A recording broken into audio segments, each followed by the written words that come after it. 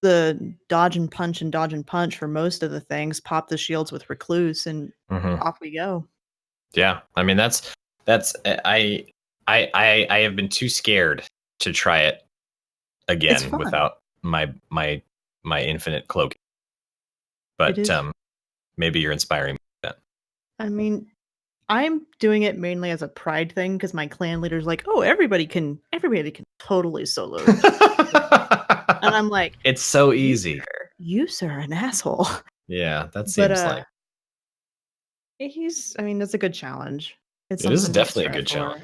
It's probably the hardest thing for it's the hardest solo activity that Bungie designed to be soloed. Yeah. And everybody jumped off a bridge. Oh, really, Pins? I mean, it's a shot at my pride. It's a shot at my pride. And nobody else in the clan is doing it. Like, literally, I am the only person that is trying to solo it that hasn't already done so, because Lux has soloed it on all 3 characters. And I message him regularly while I'm going through there, and I'm like, "You're a fucking asshole. You didn't do this on Hunter, did you?" Because he's a Warlock main. He's like, "Oh yeah, I totally did it on Hunter." I'm like, "You did it during Revelry." He's like, "So?" I was like, That's the rub. Did any of those Titan changes stick out to you as like, hey, that would be great? I think that I was looking at the Actium War Rig because I think that one is like nobody uses that ever. Not anymore, no. Not since double primaries went away. Right. So steadily reroads a portion of your equipped scatter projectile weapon. I think that's an interesting perk because you don't really see that in particular. Scatter projectile weapon perks, right? Whether it's shotgun or fusion rifles, because technically those would fall into that category, wouldn't they? Yeah, what is it? It's shotties, fusions, pulses, and subs, I think. Yeah. So I mean, like, reloads would be nice. I think you wouldn't get the steadily reloads on anything but autos and pulses and subs. Those would have to be bullet. But I think on shotties, you get the stowed benefit, and the same with fusion, the stowed. But what do I know? I just play the game every day. I wish that they would. I wish there was a place that we could actually mess with things. I know that there's no way to do that. There's no forge or anything like that, or even ability to do like customized games and turn off certain perks and turn off different things like that. Yeah. I wish there were that capability. Be able to test things out ourselves. That way. Well, after we're done tonight, I'll upload the Warlock one and I'll ping you and let you know, and you can check it all 3. Yeah, totally. What you laughing about, Blue? Oh, my Justin Snake theme. Oh, yeah. This is what Justin sees every time he looks at a snake. There's so much teeth. There's so much teeth. Stuff of nightmares. Oh, we have a video of Justin overlaying, what was it, Google Earth? Not Google the Earth. BBC. The BBC. Planet Earth, where the That's what it was. iguana is going against the river, I think it's sea snakes or whatever, but it's a really famous little thing. I can play the audio. I am not going to play the video because Jesus, YouTube made me so nervous about playing the video because I took it down every single time. But here, let me see if actually, we'll start off with some lightheartedness.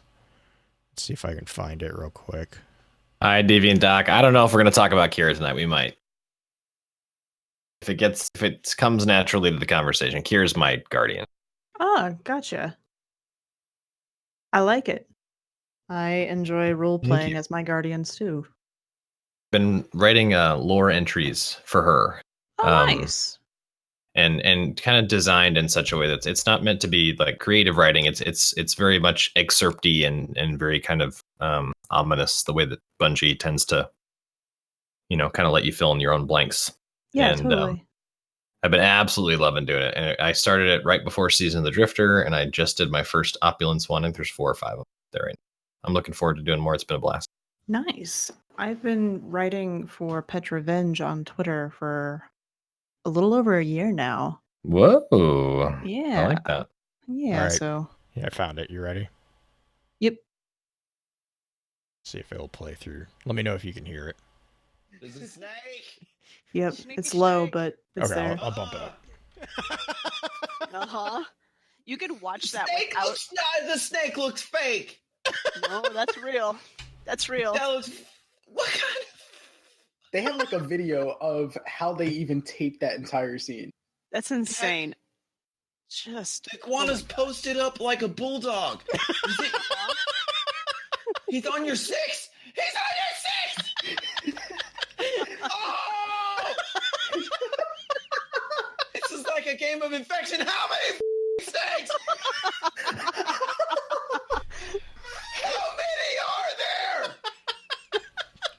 Oh my God! He's running on two legs. No! What is this from? I'm trying to find the video. Hang on real quick. Around him. Iguana snake ball. just wait. Just watch. What a snake is this? Just watch. Oh, he's out. Yep. He's out. He's gone. New lease on life. Right. Oh, there's I'll more share snakes them. in the rock. I'll get the link right now. Okay.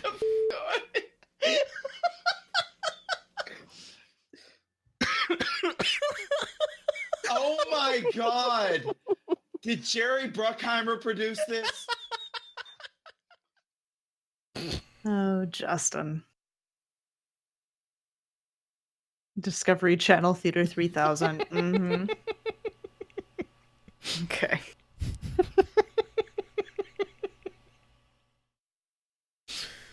Okay. Oh. Okay. Did we want to use, are we using Audacity or do I need to record in the background? That is up to Tej. Tej, do you have a audio software like Audacity or GarageBand or any of those kind of things? That's going to be a Negatron on this computer. That's fine. That's totally fine. I'm on my stream PC and I haven't installed anything like that. Yeah, it's fine. You're I good. can- I could switch to a Mac laptop if it's. I could Oh, open up no. GarageBand. Nah, it's Okay. fine. We wouldn't want We you to can have totally- to. We wouldn't want to make you have to use a Mac. That would be very cruel of us. Well, to be honest, it's my preference. It was what I Oh, Now Blue is Yeah. upset. grew up with. I know. Choo!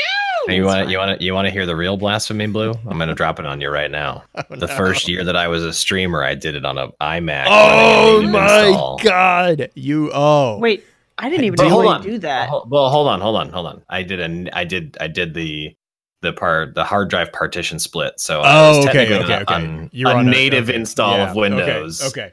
Simply Yeah. using Mac hardware, but Oh Yeah. God, yeah. Because I helped Belle when she first started doing streaming. Oh, she yeah. was on a Mac, and then I think Yep. it was Mesa. Mesa was doing Mac stuff too, and it was like listening to the two of them talk. I was like, "Jeez!" And I think what I'm doing is jury rigged.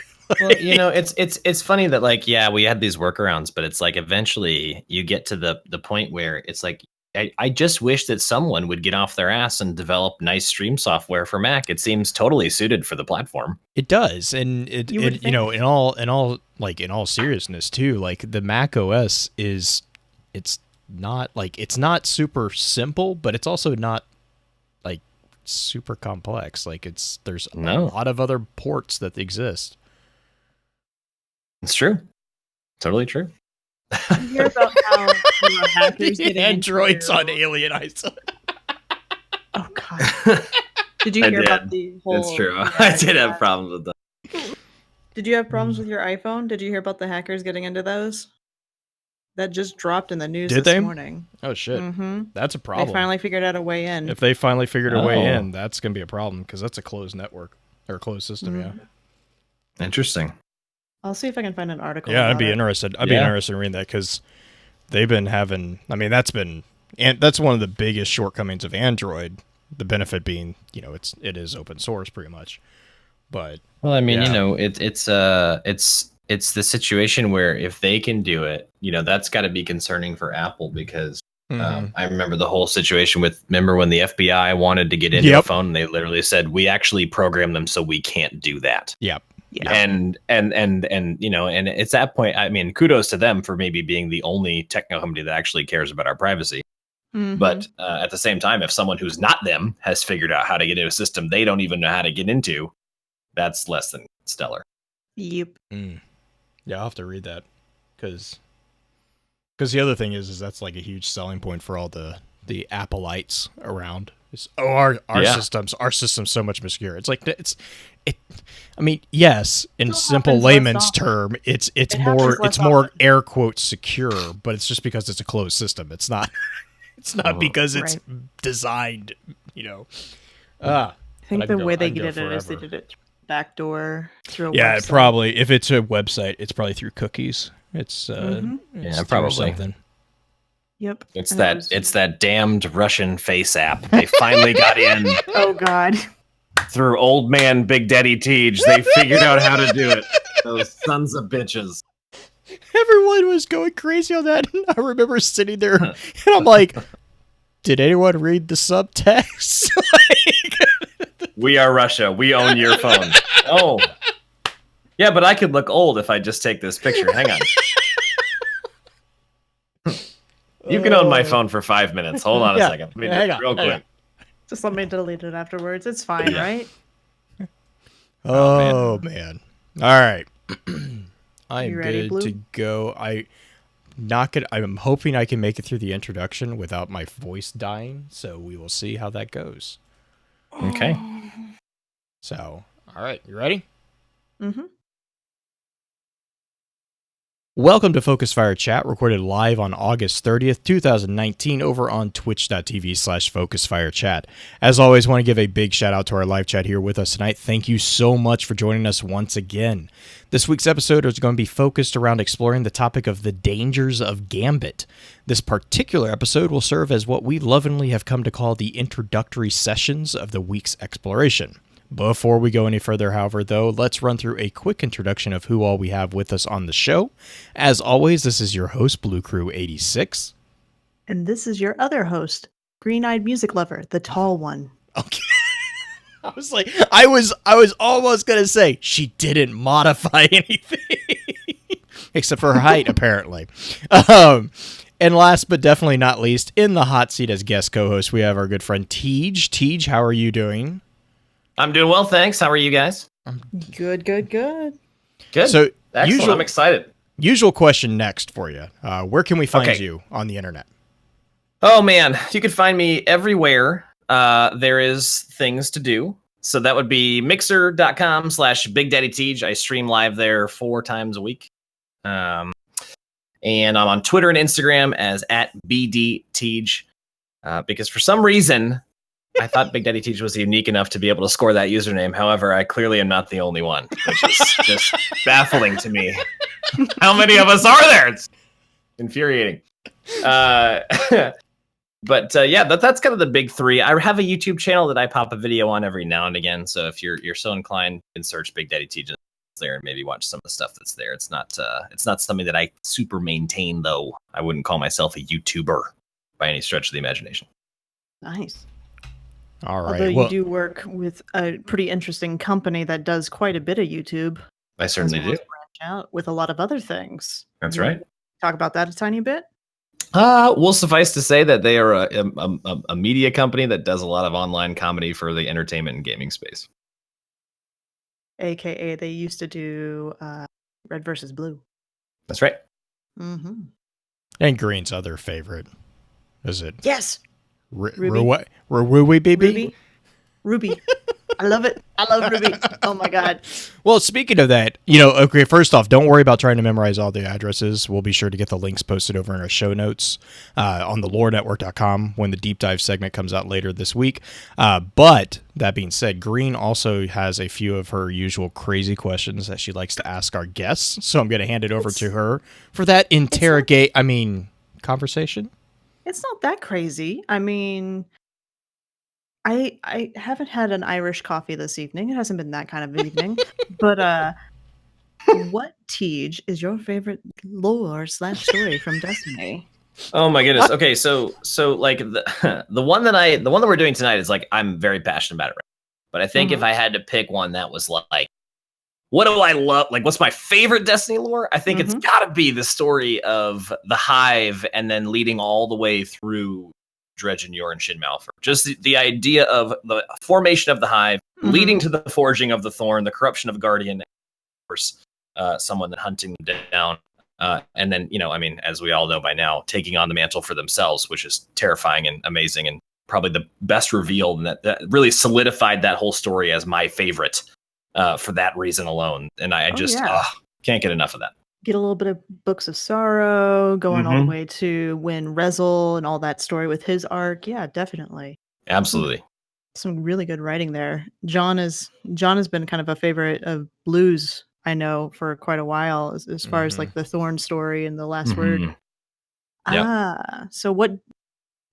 You're pretty knowledgeable about it. It sounds like. So what got you into lore exploration? There we go. I've always been somebody who's played games to exist in the universe that they create. So, and believe it or not, I'm not somebody who plays Destiny for loot. One of the few. I'm not somebody that plays Destiny for PvP. I don't want Destiny to be an esport. I don't play for the co-op, although that is the main driver behind each one of my gaming sessions. I play because in my mind, I want to exist in that universe, and I want to learn about that universe and use that as an escape.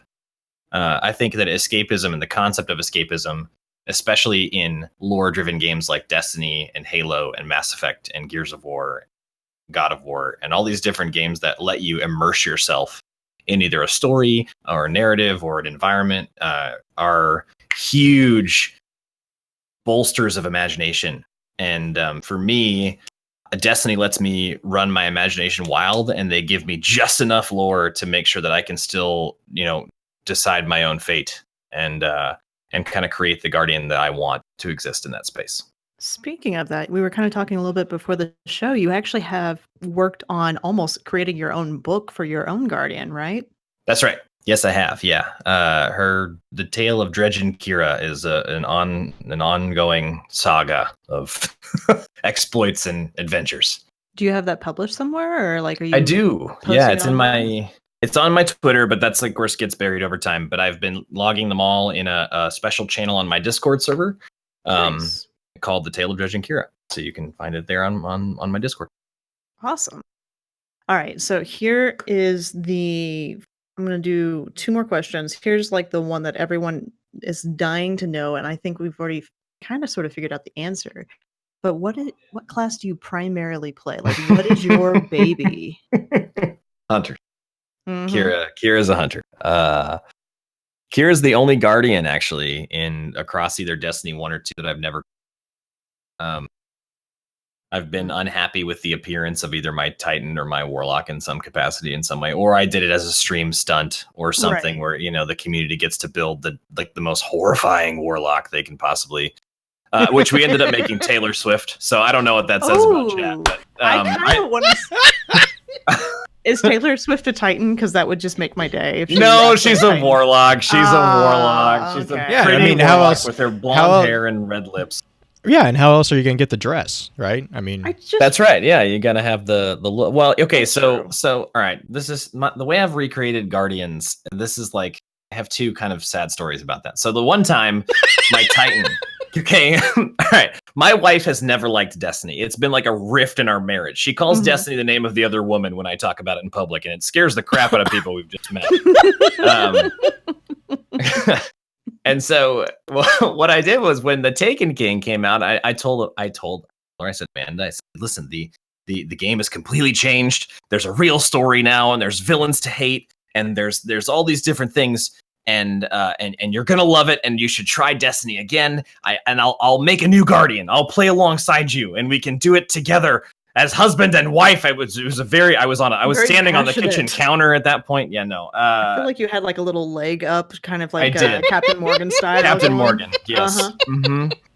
And so she said, "Okay, fine, let's do it." So I was psyched. So I took my Titan. I said, "See ya," deleted, and then I started a brand new Titan, and she got on a Warlock, and we played the first story mission and got her the jump jet and landed the tower, and she goes, "No, I still hate it." I was like, "No! That's 500 hours gone! So that you can say no in 15 minutes!" And so that was the tale. Now I had to, I had to build my Titan back up within D1 at the start of taking. Oh man! And in D2, I got a little inebriated on a stream and I deleted my warlock and told Chatlin we're gonna make a new one. Why? So much time. Yep. Oh my gosh. And then All right. Taylor Swift appeared. I don't know. Oh God, and then Taylor Swift. Why? I like Tay Tay. I think she's great. Tay Tay. Have you heard the new album? I have not. I actually haven't. I've seen that it's on the freaking top 50 US chart all over the place. So I think I might actually give it a listen since it's kind of taken over everything. Oh my gosh, Blue. Why?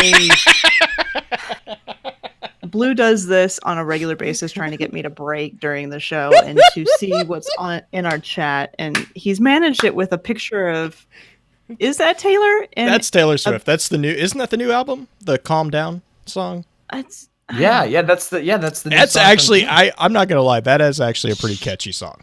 It's really catchy. I love it too. And the music video is freaking hilarious, actually. Hilarious, man. Okay. When they get like RuPaul and the drag queens. Yeah. I love it. Gotcha. Like, Okay. That is one thing I can actually take with her is like she does not take her stuff that seriously. No, And she I Oh does no, just- yeah. That music She's a lot of video fun. is freaking hilarious. I mean, you were man. okay. So you were talking about how deleting your Warlock, deleting your Titan, all these different things have kind of come up. But what would be your favorite D1 memory, or even D2 at this point? Wow. I mean, I tell people all the time, I especially now that Shadow keeps getting hype and the Destiny directory on Mixer's growing, people come in and they say things like, hey, I abandoned this at Curse of Lame Osiris, and I'm thinking about coming back. Is Destiny any good anymore? By the way, that's internet voice. That's all of you sound like. Every single one of you. The girls too. Yeah, All the from girls too. Brooklyn. That's right. All from Brooklyn. Tell me if this game sucks. And then, I think at this point, my opinion's totally changed. That I've decided that, I think at this point, it's pretty safe to say that about 90% of Destiny players would agree that D2 has surpassed even the best parts of D1 in terms of things to do and, loot to chase and, the variety in which you can engage the world and your friends and these different things. However, I think that there'll always be, memories that play on nostalgia, and they'll always rank higher because of nostalgia. Oh, for sure. But I think that if I had to pick a favorite memory that discounted nostalgia and got rid of it, because I think that that's it definitely influences maybe too much sometimes. What are your best and favorite things that you've accomplished? I would say that the experiencing the initial transformation of the Dreaming City real time with the Destiny community on that first week after the raid was finished, I think was like unlike anything I'd ever experienced in a game.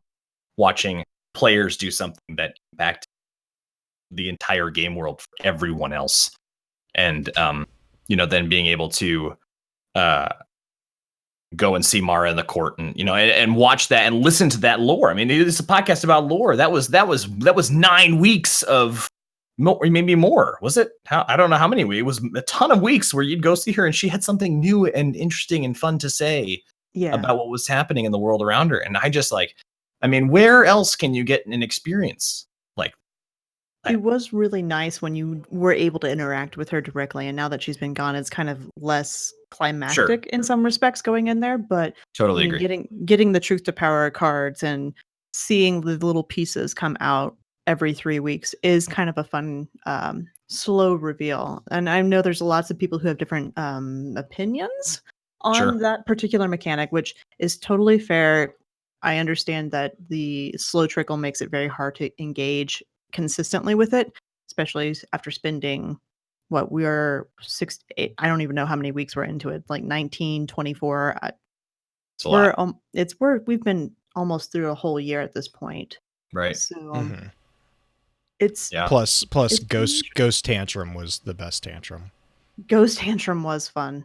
But like the Drifter, kind of circling back to tonight's topic, the whole thing with the Drifter and the 9, when we were doing those weeks, seeing the Emissary and seeing the interactions between Drifter and, why am I blanking on her name? The Emissary's former name. Orin, thank you. Those were really nice too, just seeing that develop that way and kind of being a part of the action as it's coming out, not just reading about it later. Yeah. I think like that was I loved going to pick up those quests because to me, whether it was the Allegiance quest or the Gambit Prime Discovery quests or the Invitation to the Nine, I think that learning more about the Drifter's character and really starting with in Forsaken, kicking off the Malfeasance quest and finding out about I'm gonna forget his name, Scottish homeboy in the cave. Callum. There it is. Thank you. Mhm. And going through that, it was like, okay, so this is not just this is not Eris Morn 2.0 that they've put in the tower and are going to give us bounties for forever. You are a way bigger deal. And man, they did nothing but impress me with his continued story right in his season. Yeah, definitely. Get a lot more depth to the character at this point with some of the different things that have come out. Well, we kind of talked a little bit about the Nine with this whole community reveal, the slow reveal and everything, but I'm actually going to pull in our own community feedback question, which is a weekly poll that we put out. And this week's question was, what, in your opinion, is the most dangerous aspect of Gambit from a lore perspective? And I gave them 4 options: Taken, the Nine, Drifter, or the Shadows, as in the Shadows of Yore. My first thing is I want to hear from you two without you two cheating and going and looking at the link. Which would you pick is the most dangerous aspect? I mean, I can tell you why I voted in that poll. I can tell you what I voted. All right, let's do it. Drifter. I voted. Okay. Blue, real quick. What were the options again? Taken, the Nine, Drifter, or the Shadows of Yore. And what was the question overall? Was just the dangers of... Yeah, what is the most dangerous aspect of Gambit from a lore perspective?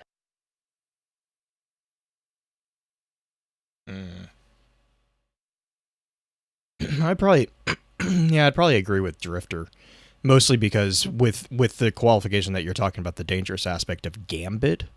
Gambit in particular, I mean, Shadows, that's not, I mean, they're connected, but they're not connected significantly in my mind to Gambit. Like, the only connection they have to Gambit is the Drifter. The Taken, same. The only connection they have to Gambit is the Drifter. Like, Drifter is the central linchpin to the whole concept. He is. Now, but the Nine the have a Nine, direct-handed. right? The Nine and the Hall is the only thing that competes with that, because that is specifically geared towards, like, especially Gambit Prime and all that. But I mean, again, it all feeds into if the Drifter. The Drifter is the one that is, creating the dangerous aspects within the Hall, because it's all controlled by his imagination. He did initially, and I mean, granted, he's still controlling the aspects that are coming through, but can Drifter quit at this point? That's the question. Is that's what I mean, enthralled with the Nine?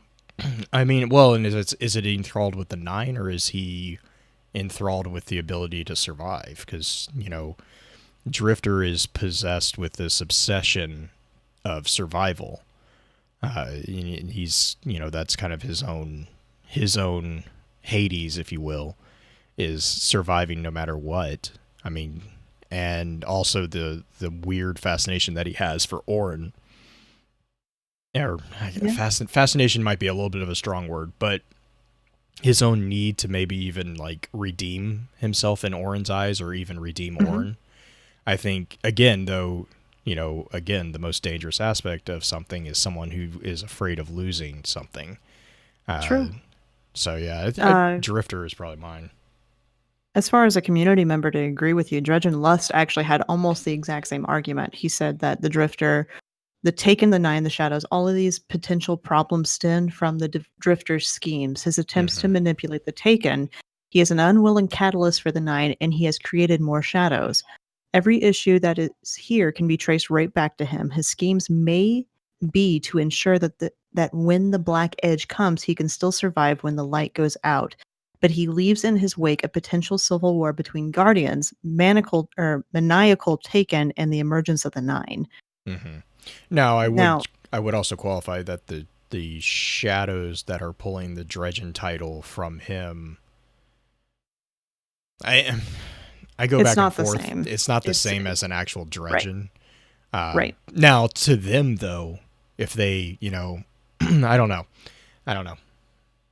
So the community actually voted that, in their opinion, 39%, and this is at 215 votes, which is one of our highest poll numbers coming in.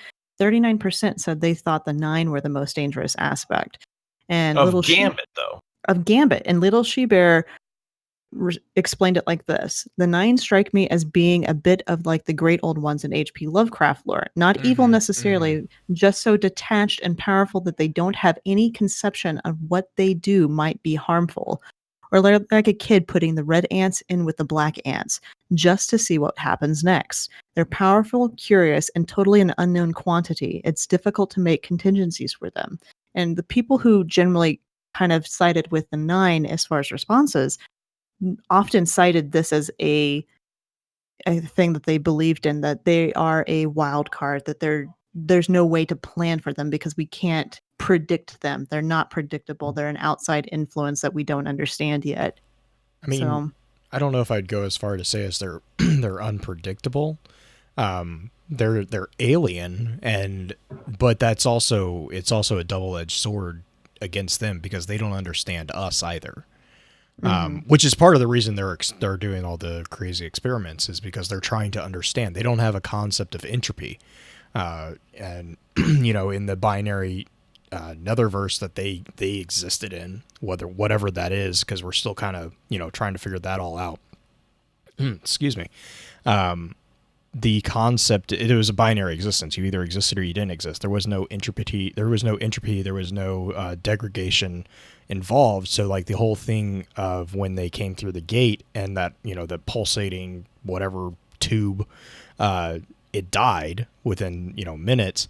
That was them kind of learning how to evolve into a creature that could deal with mortality, because that was something that, is a progression towards death. That wasn't something that happened in their world. Sure. And so but for us, it's like that's an integral part of existence. Like that's something new.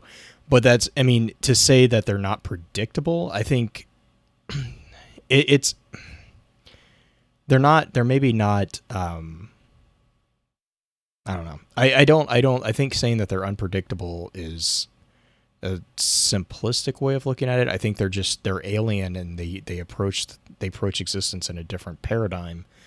But, again, just the same as they're trying to understand our paradigm, if we can understand their paradigm, it's a combat basically of who can understand the geometry of which space the quickest, if you will. Okay, but here's my question. If that's all true, like I think that all of that is mysterious, and yet we are still trying to learn all about that stuff. But what about them trying to create living matter out of nothing makes me, or better yet, makes Kira playing Gambit more dangerous to her? Oh yeah, no, I agree with you. I think that and that's why I kind of was saying for my qualifier, the dangerous aspect of Gambit is the Drifter. Like the nine are a catalyst of that danger, but they are not the danger in Gambit. We're talking because that's a different situation. Right. So Tej, you actually picked Drifter. Mm-hmm. What would you actually cite as kind of the reasoning behind it for picking him? I think because to me, especially now, I don't know if I would have picked the same had we not already concluded his season. Mm-hmm. Because to me, there were a lot more unknowns before. And now we kind of realize that he is, at the end of the day, out for self-preservation. He's worried about being hunted by Shin or the Shadows, or someone is trying. He's worried the tower is going to, the Warlocks and the Praxicorder is going to come after him. And, right. At the end of the day, he's kind of telling us, hey, like, make yourselves more powerful and I'm your friend. And when I get into some deep doo-doo, you're going to help me. And I think that makes him a little bit less ominous, but at the same time, I think that he's so self-centered and so focused on his own survival, and at the same time trying to defy the societal norm of embracing light empowerment, that it makes him more dangerous because he doesn't really care what happens as long as he's okay. Yeah. He doesn't care how many big boy Taken we summon. You see that so clearly in the cutscene we get where he's approached by the Shadow. Because he instantly whips out a mote, right? And he just says, watch this, Taken Captain, suck it. And then obviously the Shadow gets wrecked, and then right. Then the Taken Captain turns on him, and had the emissary not shown up, maybe we wouldn't have had a season of the Drifter. And you know, and he's so impulsive and so in the moment reactive. He doesn't. I think that makes him, you know, dangerous because he's created this game that all these guardians are participating in and wielding dark and using dark energy to kill other guardians, sometimes permanently, which we see in that one lore entry prior to his season with Red Sox or whatever the hell his name is. Joxer and Redrix. There it is. Yeah. Joxer and Red. Yeah, I combined the two.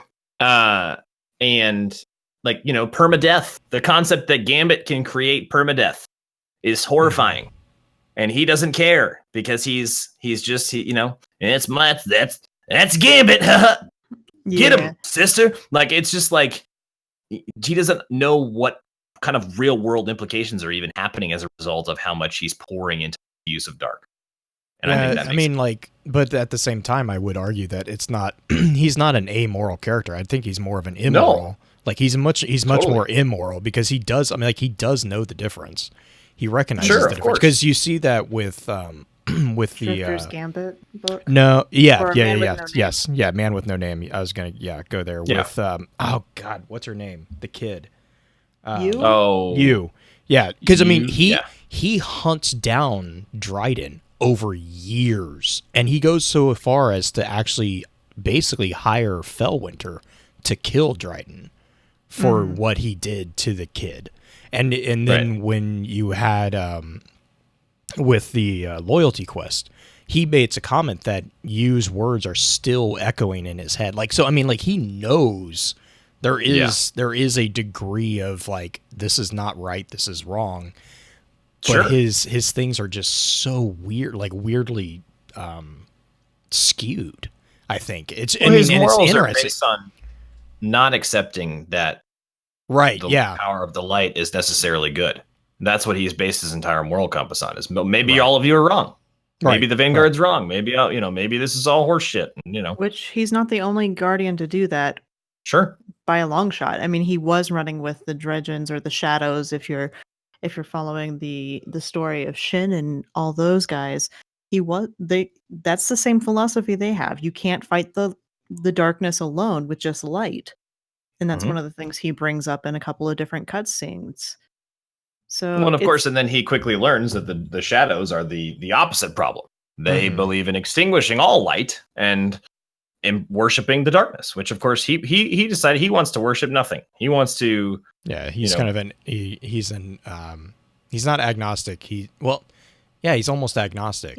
In the sense, because like he's like, no, I think he's very, very, egocentrical, obviously, like what you guys have been saying, but he's also like, he's very focused with the now. He's not really caring about the future necessarily or the past. And even as I say that, I keep thinking there's Orin, there's you, and Orin kind of transcends both past and future for him because But does he know it's her though? Yes, he does. Oh yes, he does. He recognized her because he gets mad at you during the quest when you're kind of finding out. I'm trying to remember what quest that was. There was one of the quests that you kind of got to when you were piggybacking on her visions. It was the 9 things that we were doing with the thing we pick up from Zur. Right. Yeah. Oh, and then I think it was like the 4th go week from or her so. awoken form to the emissary form, like in the. No, that didn't happen in the same video. So we didn't see it. We didn't see her transformation, but it was so she left the system at the like a Red War era. And and she found the 9, basically. She went and searched for the 9 and she found them. And then she comes back as the emissary. But it's like, I think it was like, Pins is like, I think it's like week 1 or I think it was like second or 3rd week. It was early on. But there's one of those missions where we go and we see her and we see the vision or whatever. And then we go back and Drifter actually has a weigh-in on it. And I think it was actually Doth He Protest Too Much is what it's called. And he calls it out and he's like, don't you continue down this road. She's a liar. She's, all this stuff. So he knows exactly who she is. Okay. And she knows who he is because in the cutscene, the very first cutscene, sorry, my voice is dying. in the very first cutscene, she refers to him as Drudgeon, and that's when he kind of responds with, "I don't, I don't go by that name anymore." Yeah, it's Drifter now. Let's see.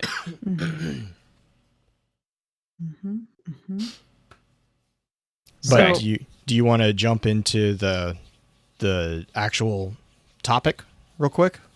I mean, we're kind of dovetailing the topic into the community question, but yeah, Blue, do you have the? Yeah, I was just gonna say, let's things? just run through standard housekeeping notes real quick, and then we'll get right into it. So just take a quick break, and there we go. Now you can continue, Green. Yay! So, Gambit mode, as far as if you have not been playing D2 at all, Gambit is a game mode in which two teams compete on mirrored maps, working together to summon and kill a boss together by killing adds, collecting motes, and depositing them in a central bank. Various complications arise in the loss of motes via death to the environment, adds, and invaders from the other team. That is the basic cliff notes of what Gambit is if you've been not playing for the last 2 years, essentially. That was very succinct and accurate. I pride myself on my She's summaries. very good at this. She's very good at Someone this. asked me to explain what Gambit was, and I literally was like, all right, how much time do you have? That's me. That's so... Yeah. So as far as a lore explanation of what Gambit is a ploy put forth by Drifter to gather motes of darkness to be able to summon more and more deadly taken from the realm of which they reside.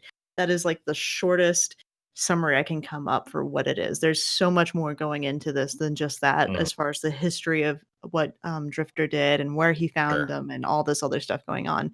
The location is pretty much all over the solar system: EDZ, Nessus, Tangled Shore, Dreaming City, Titan, and Mars.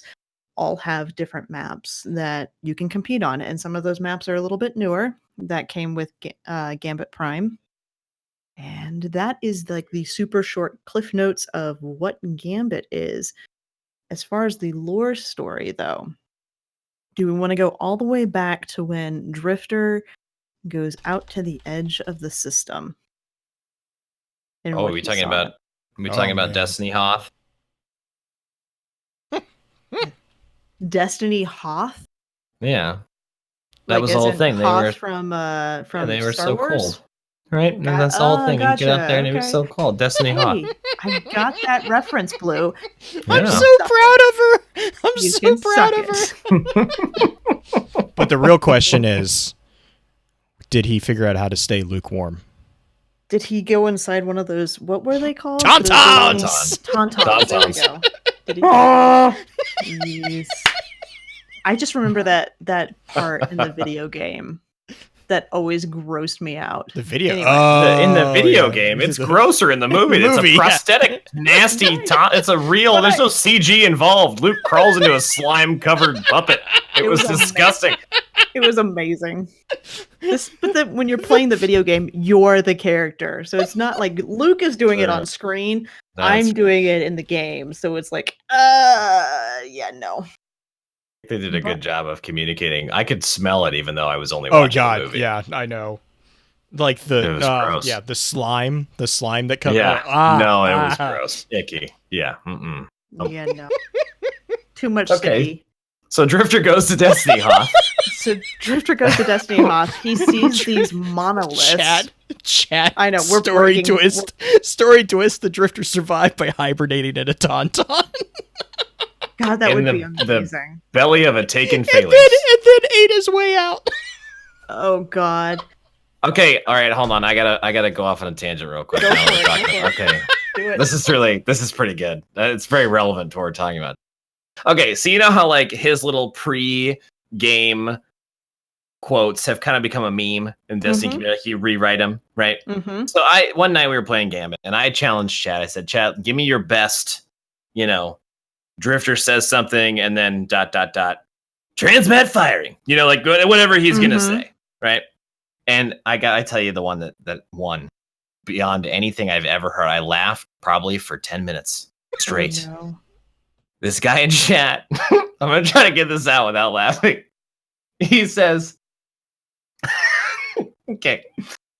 Ever suckle Vex milk from a Minotaur's teat? Oh God.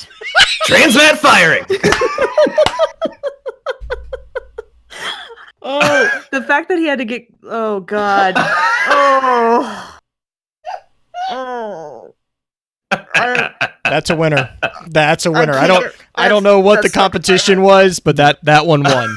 Like, Well, I wondered if, like, because he did it in two different things in the chat, and I kept wondering if there was going to be something after that, like after the question, like he was going to have an. Nope, he leaves it completely open ended and transmat firing sends everybody. Oh God.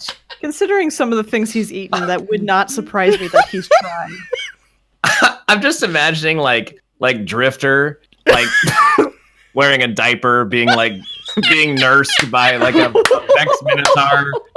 Oh God. Just res that way, surviving in the desert area by doing that. Oh gosh. Oh, God. Oh no, Okay. the one coming in chat. You got the colony? Nah, gun's not for me. I stay away from anything with 8 legs since that infection cleared up. Transmat firing. I love it. Oh my god. one of my favorite ones from him is the we will never see eye to eye with the hive. It was like I'm like I love because it's the delay because he's like eye to eye. It was like there was like this delay of where he was like, oh wait, they have 3 eyes. I was like, oh my god. Unless your name is Eris Morn. Then you can stare longingly then you can into stare, the eyes yeah. of a hive. Oh my God. I want Eris to meet Drifter. Like, can you imagine? Like, she's already not happy like with what happened with Cade and everything. Like, she and Cade Yeah. never got along. Could you imagine No. how much she would hate Drifter? Oh my goodness. Oh, I can't. Can you imagine what? Whoa! What happened to your face, sweetheart? Oh gosh. Oh. You look like you've had a run-in with my kind of people. Gosh. Oh my god. Okay, Transmat firing. Time out. Time out. We're gonna go back. Pulling it back. Oh, Wicked. Nope. No more. Nope. I'm calling time out. He will keep going if you let him. God. Okay, so they go out to the edge of the. Wait, instead of wink, I heard like a ding in my mind. You know, Ding. like, transmat firing. Oh gosh.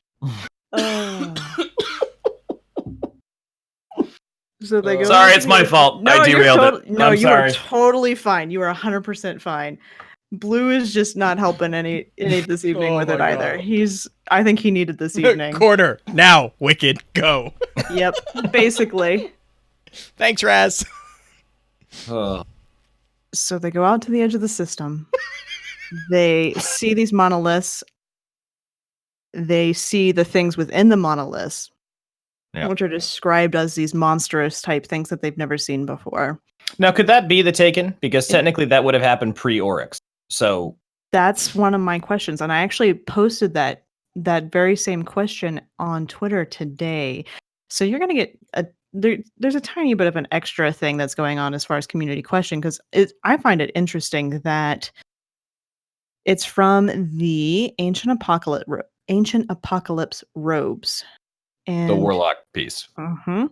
So in it, he says, anyway, this thing, the creature, looked like it shared common bioenergetics with the hive, but there were no records then or since that I've ever seen of humanity's encounters with them. And the creature had a property the hive did not have. It produced a field that represented or repressed light like a darkness zone, but contained to a gooey, vacuous form with no head. So all the Taken hive that we've ever seen have heads, for one. True. You also mentioned that it was before orcs coming into the system, so we would not have seen Taken at that point necessarily. No, and they wouldn't have either. Technically. Right, but here's the thing that I would bring up that is kind of throwing everything into a whole whirlwind of theories in my head, is the fact that they were contained within monoliths as if they were captured.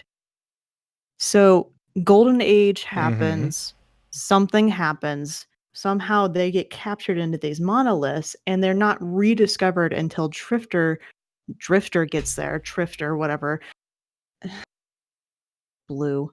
What? until Drifter gets there. I just saw the GIF in chat. Oh, look at the word underneath it. I thought you were yelling at me about the word underneath it. No. I mean, I don't think it's the krill either. That's the But that would thing, 'cause- explain the capture though. Okay, so here's a question though. Here's a question with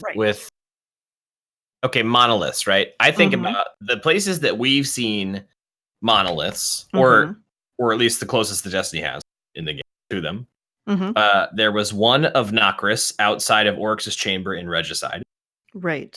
They were technically monoliths referred to as something else as the Court of Oryx statues that represented tier 1, 2, and 3. And then well as the entrance to the raid. Right, the entrance to the raid.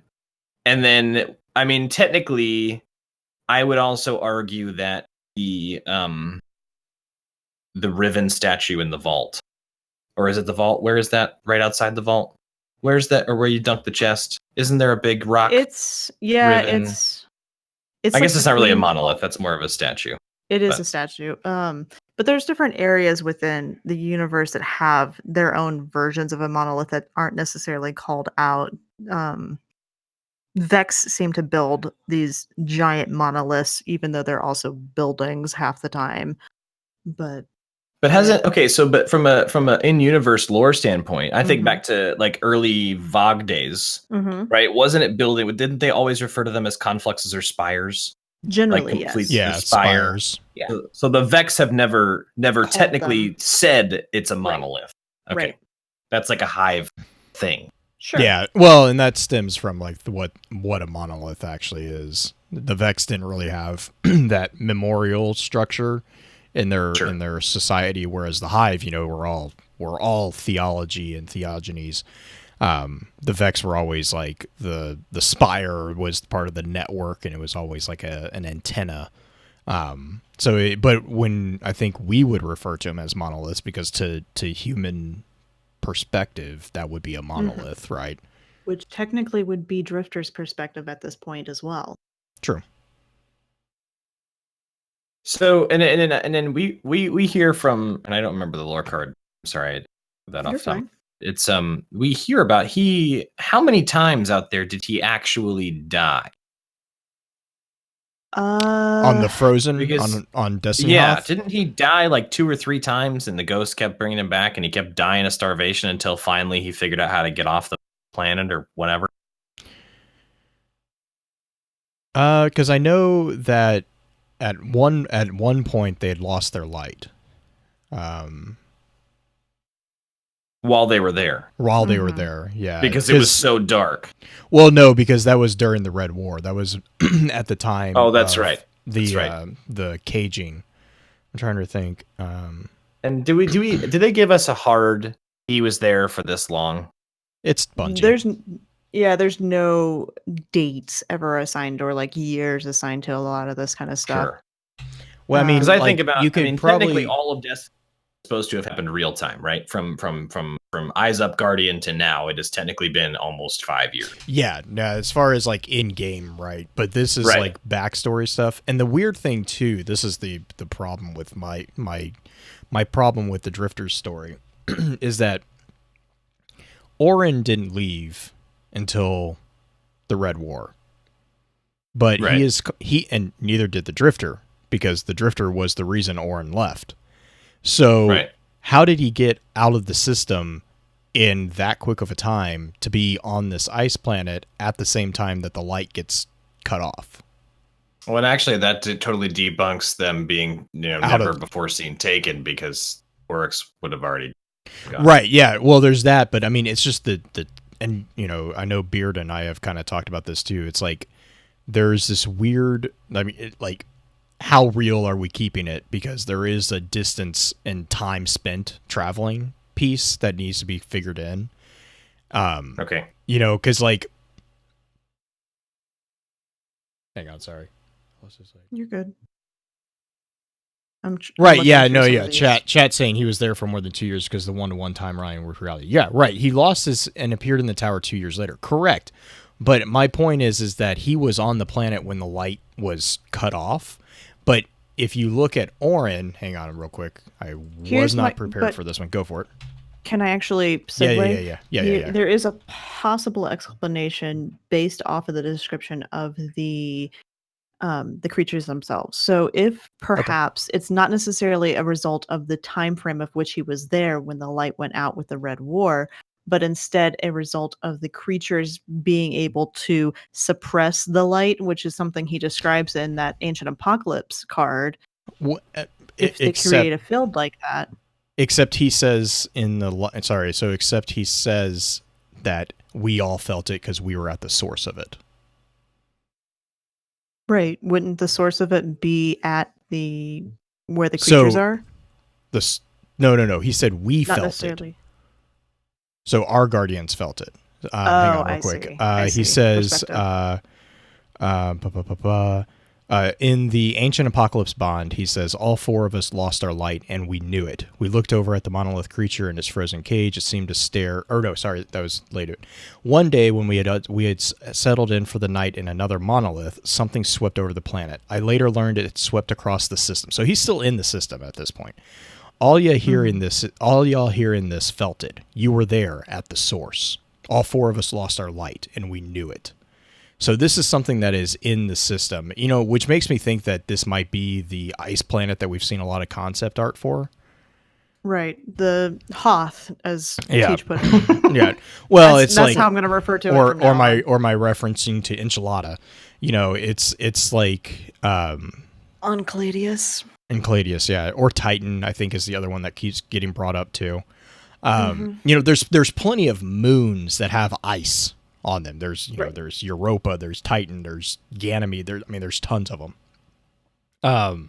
So it like this Bond, the more I read it, the more it makes me think that he actually is still in the system. He's just hiding out somewhere, and he could be on the outside of the system, the outer system. Which would also make sense because, it would be beyond anything that we have currently seen in game and we have currently kind of heard of in game. Because even the Awoken are only in the asteroid belt. Like they're not. As far as the actual system's concerned, it's like not a huge distance for them. They're only at like the halfway point, which still it's an immense distance. But that would explain also how all this stuff would happen in line with what else is happening with Orn, and I can't find it. I know there's a quote that Orn left, and I can't remember exactly, but I want to say it's like at the end of the Red War or at the beginning, like it's somewhere around the Red War, and so but Drifter is the cause of her leaving, and so we know that he was still here when she left, but in conjunction with when the light went out, for him to be on this moon, planet, whatever. Sorry, he would have to still be in the Sol system, because that way, even with a near light speed drive, he would still theoretically be able to achieve that distance. Okay. Yeah, chat, not beyond Pluto, which my son was very disheartened to learn is not a planet. Your son is... They demoted that years ago. Yeah, no, he was like, why isn't it a planet? I'm like, because they lie. And then he was like, no, they said this and this and this. I'm like, no, they're just lying. Okay. Well, I think as far as I'm just going to let that sink in a tiny bit. As far as an introduction into the topic and the dangers of Gambit, I think we've gotten a good handle of at least where the initial aspect of it came from and what Gambit is and everything. If you would like to listen to a more in-depth thing, later on this week, there will be another episode, the advanced episode. Please join us again, and you'll be able to hear the more in-depth thoughts and what happens after they find the monolith and what goes into why Gambit is dangerous with Drifter in particular. Blue, do you want to close this out doing shout outs and stuff? Yeah, do you guys, I guess I'm going to give it over to Tej. Tej, do you have any shout outs for the introductory session? Oh man. Yeah, I guess not. Not really in particular anything. I don't know what. Hold on, I'm confused. Is this for myself or is this for? Yeah, for anybody. Oh, anyone. Okay. I was like, I don't really have anyone to shout. Was I supposed to bring people to shout My mom. Thanks, Mom. You're the best. I made it, Mom. I made it. I'm on Focus Fire Chat. And clip. Oh, cool. Clip. Yeah, thanks, y'all. Well, if you've been liking to Get Down with the Get Down and you want to hear me, scream out Drifter memes and stuff, you can find me at Mixer, streaming Destiny, mixer.com/BigDaddyTeej. We do an event every weekend called Saturday Destiny. It starts at 9 a.m. Central, and we have coffee and we do chill hop, and it's a community day driven by me kind of getting in fire teams with viewers and getting things done that people need. So we run Heroic 0 hours and Shattered Thrones and get big Crucible wins and Gambit matches finished and all kinds of good stuff. So it's all about you guys, and if that sounds like something you want to get involved in, definitely check it. Saturday Destiny sounds like it's going to be a really depressing day, but you make it sound so fun. It's so great. It's great so every good. week. It's the best stream every week. Nothing tops it. Definitely. My shout outs definitely go to you. Thank you for joining us. You have been a amazingly informative get. Like you know your stuff, and I love that. I love that you know the story in particular. Thank you for joining us, Teej. Of My course. shout out goes to you this week. Oh, thanks. Yeah, Blue. I don't really have a shout out this week. I survived this Taking week them? because I've been sick for like half of it. So, hey, shout out to getting better and having half a voice. Maybe a little bit. Yay! Yeah, yay! I was able to talk. But no, yeah, seriously, thank you, Teach, for jumping on. We really appreciate it. And we're gonna be back in for us for just a second, but for you guys, we'll be a couple days. So, bye. All right, so you ready for the second one? Yeah. So the whole ending, by the way, it's so abrupt because I'm back, bitches. Big Daddy Teej. Yes. All right, let me go grab a coffee, and I will be ready to go for slot. Okay. I'm like, I give up on trying to freaking do these outro nonsense. What am I supposed to check Twitter? Oh no. Oh no. Oh dear. What did I get pulled in? Hashtag.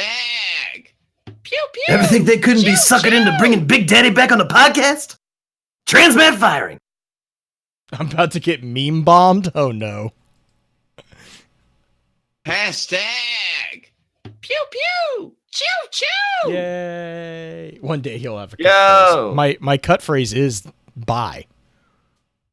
Dude, Pens, thanks, man. Oh, Super cool, dude. Hashtag. Pew pew. I'm gonna drop some emotes Choo, up in this choo. piece right now. All right, I'm back, bitches. Oh, Pin, you missed me both. the emote storm. Hashtag. I saw Pins Pew, just pew. gift a crap ton of Choo, choo. subs. Jesus fucking Christ! Pins, You get Pins, a sub. He's like the Oprah of subs. Pins- Like he does Pins- this in every. Hashtag. What basically what it is Pew, Pins' pew. wife Choo, is not choo. at home right now. So oh no! Oh yes! As a Pluto supporter, I really hang on. I'll be right back. I gotta listen to this nonsense. Oh Hashtag. no! Pew pew. Choo choo. Oh no! Blue, you're about to get meme bombed. Oh my! I know. I'm gosh. listening. Hang on. And From just, Wicked. I see people writing, just so you know, Hashtag. in my view, Pew Pluto is a pew. planet. Choo And choo. you can write that the NASA administrator declared Pluto a planet.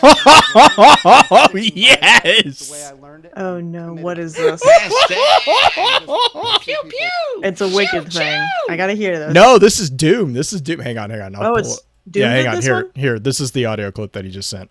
And just, I see people writing, just so you know, in my view, Pluto is a Hashtag. planet. Pew And you pew. can Choo God damn it. write that the NASA administrator declared Pluto a planet once again. I'm sticking by that. It's the way I learned it, and I'm committed to it.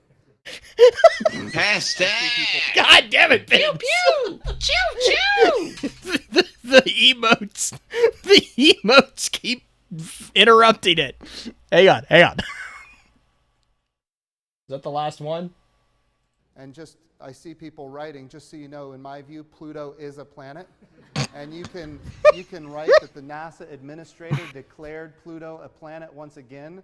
I'm sticking by that. It's the way I learned it, and I'm committed to it. And just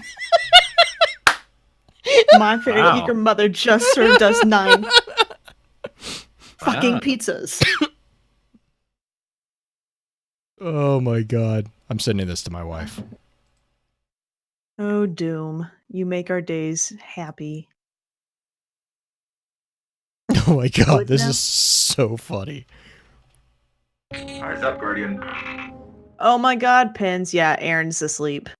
She's gotta be asleep. I got a Alright. new food fight thing.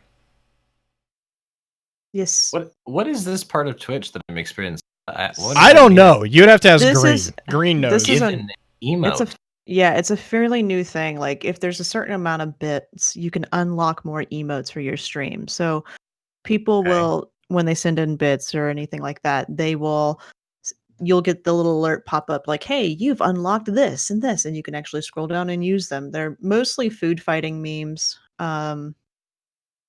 Whether, like, I have nacho fight and stuff like that. It's Oh. fairly new.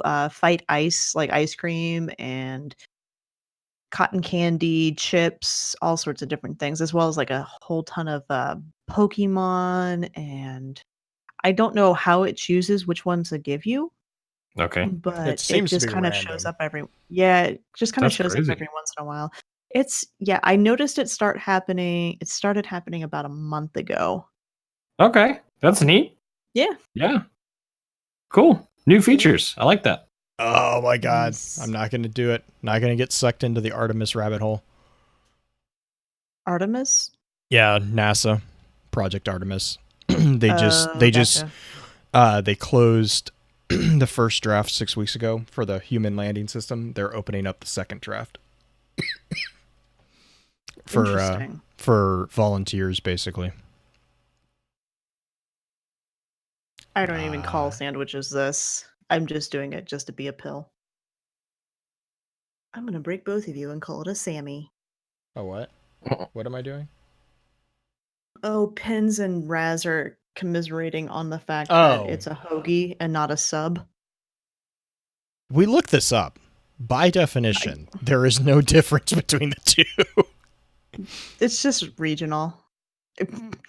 Come at me. You Come at me with your sniper.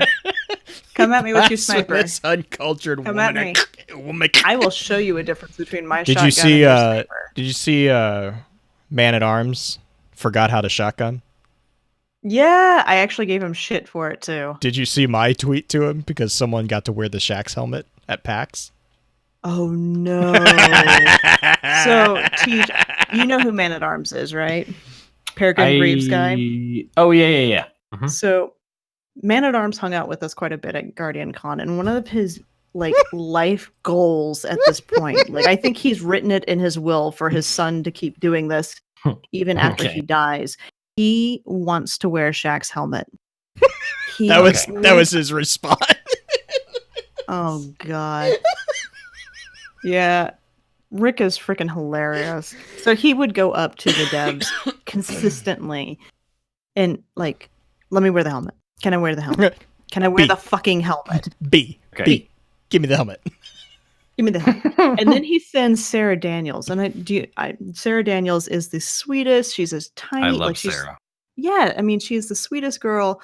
And she's he convinces her to go up to B and do almost the exact same bit, just chatting him up and everything. And B, give me the fucking helmet. Kind of thing. And no one gave up the helmet. And apparently here at PAX, would have been PAX West. In I don't Seattle, know. This might be a dev, so we don't really know who's wearing it. But he's got the Shaxx helmet and the last word. Oh god! All I said was, "Oh, I cannot wait for Man at Arms to see this." And his response is this motherfucker for real right now? He's so mad. It's so funny. Oh, I'm loving it. All right, you ready for round 2? Yep. Yeah, Blue, are you ready? Let me get out of Twitter.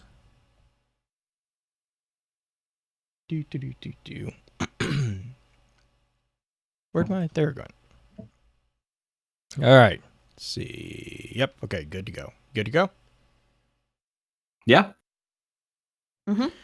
All right. Welcome to Focus Fire Chat, recorded live on August 30th, 2019, over on twitch.tv/FocusFireChat, as we continue our discussion over the dangers of Gambit. This particular episode will serve as what we lovingly call the advanced session for the week's exploration. Congratulations to those who signed up for a deeper dive. Before we go any further, however, let's run through a quick introduction of who all we have with us on the show. As always, this is your host, Blue Crew 86. And this is the girl with the mostest, Green-Eyed Music Lover.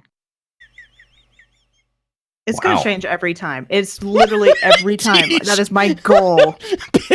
Chat. Well, that escalated quickly. Yeah, let's not read that. Transmit fire.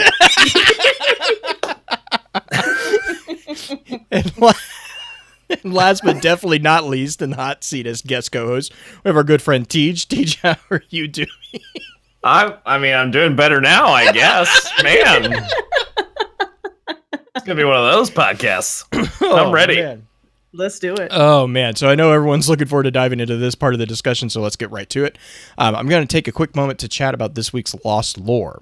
So this week I wanted to take some time to discuss one of the deeper connections that exist between reality and the digital universe of Destiny. And in light of this week's topic, I thought it'd be a good chance to take a closer look at the philosophy of the concept of balance. So bear with me while we meander through this tangent just a little bit. So the philosophy of balance is in a metaphysical or conceptual sense, balance is used to mean a point between two opposite forces that is desirable over purely one state or the other. So it's such as the balance between the metaphysical law and chaos. Law by itself being overly controlling, chaos by itself being overly unmanageable. So you can also see this kind of a comparison to light and darkness, if you will. Balance is the point that minimizes the negatives of both. More recently, the term has come to refer to a balance of power between multiple opposing forces. So it's not just a binary system, it's often more points. Lack of balance in this power is generally considered to cause aggression by stronger forces towards the weaker forces that are less capable of defending themselves. So, and when you take a step back, so that's just like general concept. But when you take a step back and you look at it from within philosophy, this is where the idea of moral balance comes in. And this concept, this idea exists in a variety of forms. One of the more famous is that of the golden mean, which was held strongly by Greek philosophers. So you have Aristotle, Plato, and a group called the Pythagoreans. Pythagoreans, you guys might recognize that term, A plus B equals C, all that nonsense. But Pythagoreans were actually really an interesting group, and if you haven't looked into them, I'd actually really encourage it. It was kind of an interesting dive into history, but they were known to relate moral excellence with mathematical perfection, and so in addition to applying the concept to not just ethics, but they also applied it to political thought as well. Another famous view is that of nirvana or samatha in Buddhism, which was also known as the middle way, or that of the doctrine of Zhejiang in Confucian teachings, which is also translated, I believe, to be the middle. And I probably mispronounced that, and I apologize, in advance for that. But the interesting thing is when you take this concept and you actually apply it to the game world of Destiny. This philosophy is most evident in the teachings of the symmetry. Most of the teachings that we see refer to the balance between light and dark in a way similar to the concept of reflectional symmetry, and also in a way of like military strength. But I would also be interested in seeing how far this teaching goes. We do see that the Vanguard views the teachings as dangerous, which is, if we look into some of the social philosophies of symmetrical design, actually would make quite a bit of sense. Excuse me. Symmetrical interactions within social settings basically send the moral message, we are all the same, while asymmetrical interactions may send the message, I am special, I am better than you. So peer relationships, such as can be governed by the golden rule, are based on symmetry, where power relationships are based on asymmetry. Thus, in a social sense, symmetry would promote the concept that all within the city are equal, guardian and civilian. So not diving into the rabbit hole of potential political implications there, look at the consensus as a ruling body compared to a system in which all have a say. So you're basically comparing an oligarchy to a democracy, whether that is direct or representational. So let's just say that in a symmetrical society, assessments of reciprocity, empathy, sympathy, apology, dialogue, respect, justice, and revenge would be something that might look significantly different than how they are currently within the last city. This balance, referred to as reflective equilibrium, is achieved most commonly via a process of mutual adjustments in both general principles and particular judgments. Something that, when applied to the concept of a social contract, creates a dangerous foundation upon those that try to base power on a small body of group of people who are controlling the fate of the whole, which is basically the consensus. This is also could be used as a potential explanation on Ulantans being so unpopular in most Guardian circles, which we actually see mentioned in the bond of reciprocity. So you can often see here, if this is actually true, if there's an actual dive into the social concept of symmetry, it's not just about light and dark, then there could be more powerful implications, especially against the speaker and the consensus, because it's basically an argument for a representative democracy, whereas right now in the city, or prior to current day city, we had a really strongly based oligarchy, one of which those figures in that oligarchy was a very strong proponent for a monarchy, which are both significantly different than the concept of reflective equilibrium. I'm sorry. I'm just waiting for you to bring up the new monarchy. Well, and the only reason is as the pendulum swing, like as a pendulum or a gradient, right? You have an oligarchy, which is so an oligarchy is basically ruled by a small body of people. Mm-hmm. So it is the consensus. The consensus is actually really good explanation of an oligarchy. The other problem with oligarchies is that rule is not representative of the vast majority. So there is no, United States, we're a representative democracy. We vote via an electoral college, and that electoral college, or we populate an electoral college. That electoral college is supposed to vote based off the general rule of the people they represent, and that then trickles up into selection based off the majority or the democracy. A true democracy would remove that middle piece, and the true democracy, that's chaos. Which just read history on Greek direct democracy, and it's a nightmare. But whereas with an oligarchy, we see this actually with the point where we also learn that the Vanguard look at the symmetry as dangerous. We see that this is the reason they choose the future war cult. The consensus as a body chooses the other people who are on the consensus. They do not refer to people who are not on the consensus. Therefore, they are basically self-contained within them.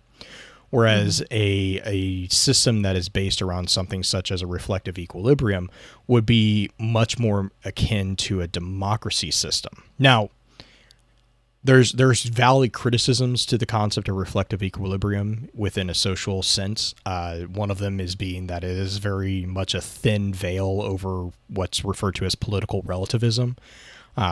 That's a, like I said, not trying to get into that rabbit hole, but the interesting thing for me here, the kind of curious thing for me is this could be a possible explanation of why Ulantan was so unpopular and so kind of pushed into the sides as he was. There is, because you're telling basically, if the symmetry is applying not just to the light and the dark, but also to the politics of the city, you're telling the Guardians that they are not special. They are just the same as the civilians, which is something that until Destiny 2 was not a very popular thought. We see that with the military law that I just blanked. Clan. Dots on her face. Gosh, why did I blank on her name? Hawthorne? Hawthorne, thank you. We see with Hawthorne and her mentions of why she grew up with Devrim and what she got in trouble with and her distaste for the new monarchy. And you also hear this within the idle dialogue. Compare the idle dialogue of civilians from Destiny 1 to Destiny 2, and there's a lot more... It's a lot more nerve-wracking to listen to the idle dialogue in Destiny 1 when it talks about the presence of the factions, when you then look at dialogue from Destiny 2 so far, it's much more about, you know, rebuilding and focusing on like actual positive things, whereas in Destiny 1 it was kind of more about like, oh, there's all this stuff going on. And, you know, New Monarchy is coming down or Dead Orbit's coming down, you know, whatever. That's all going on still, but it's not as it's not as prevalent anymore. So with the introduction of Drifter and his personality, he is definitely somewhat of a chaotic character. Right. So are yeah. you viewing him as as having this whole conscious effort of moving that direction of trying to bring quote unquote balance, or are you viewing him more as a chaotic aspect that so happens to kind of fall into that using both the dark and light? Right. Yeah. I think like for me personally, I view Drifter as kind of like breaking the fourth wall a little bit. I think he's kind of a chaotic element that is just the natural order of bringing balance to the game. We see that a lot within the loyalty quest that we had during the season of the Drifter with Anor and Drifter. You had on the one hand, so like, you know, going back to this idea of law and chaos. Law would be Anor in the Praxic Order, like literally they are the law keepers of the Guardian ranks. And then you had Drifter as the chaos. And so like going back up here, you know, you refer to law as itself being overly controlling. Well, right, because if Anor is, you know, if the Praxic Order is given, you know, full reign, they're going to be ... You know, they're very regimented. They're very, you know, that's exactly how it is. This is the law. You see that with Anor's conflict with Shin. When she confronts Shin and she basically tells him to back off from the shadows that he's hunting, because to her, they have not yet committed a crime. They are not yet to the point where they need to be killed. But then you also see Anor in the state where she will go after people when they steal her ghost, but she doesn't kill them. She arrests them. And, you know, and so it's, again, that very controlling piece. And then Chaos is the Drifter. You see Drifter as Chaos because he's, like, unmanageable. They don't really know where he's going. He's kind of like that semi-feral beast that you kind of are like, oh, is he a nice dog or is he a wolf? Like, you don't really know what he's going to do. Vex. I mean, right. I mean, right. No, I mean, but my point is like if you do 100% Drifter, you're gonna be, you know, it's gonna be chaos. It's gonna everyone's out for themselves, which is what we talked about, you know, last episode. Everyone's gonna be out for themselves and all that. Didn't Anor level a city block trying to kill him? Not him. She basically what happened with that situation, there was a group of shadows. This was actually this was the shadows that this was actually where we learned a new tech too, which is really cool. There's a wet or a net that they can fire around ghosts that lock them down and immobilize the ghost. And so what they did was they actually kidnapped her ghost. Now, interestingly enough, we don't really know if Drifter was not the person who tipped her off about where they were. But she took a tram, and it's emphasized also that she made sure there were no civilians on the train. It was an abandoned warehouse. Like there was no civilian casualties. And yeah, thanks, Dino. Okay. Drifter was the one who tipped her off. Yeah, and I mean, like, and I explicitly want to bring up, it wasn't, she used her position within the Praxic Order to clear the train off. And then she took control of the train and drove the train into an abandoned warehouse. So there was no, like, it was an abandoned area of the city. There was no civilian injuries. The only collateral damage was basically the Guardians who had, you know, kidnapped her ghost. And so real quick question before you go on with that, Tej, which side of the quest did you go on? Did you choose Drifter or did you choose Anor as far as the Allegiance quest? Well, the tale of Dredge and Kira wouldn't be much of a tale if I'd picked the Vanguard. Right, but I mean, you never know. Okay, so here's the thing I want to bring up. It's like, okay, fair enough. The perspective that the people who chose Drifter, because I chose Drifter as well, you get the impression essentially that Anor did level a city block, and you don't get the rest of the story. You only get a part of the story. You get the side that he tells you. Right. Yes, I know, Blue. No. I was sorry. I was sending that for Tej. Okay, is this the other side of the coin? Yeah. So this is the entry. If you go to Ishtar, search District 125, or just look up the book Warlock and Nor. Because if you chose Vanguard, you actually got the full book. If you chose Drifter, you only got, I believe, you only get about the first like 4 or 5. Okay, is it really that? Okay, I didn't know it was that little. But yeah, not much. I do think it's interesting that, and and this is again this punch the hole in the fourth wall. But I do feel like that this was designed to.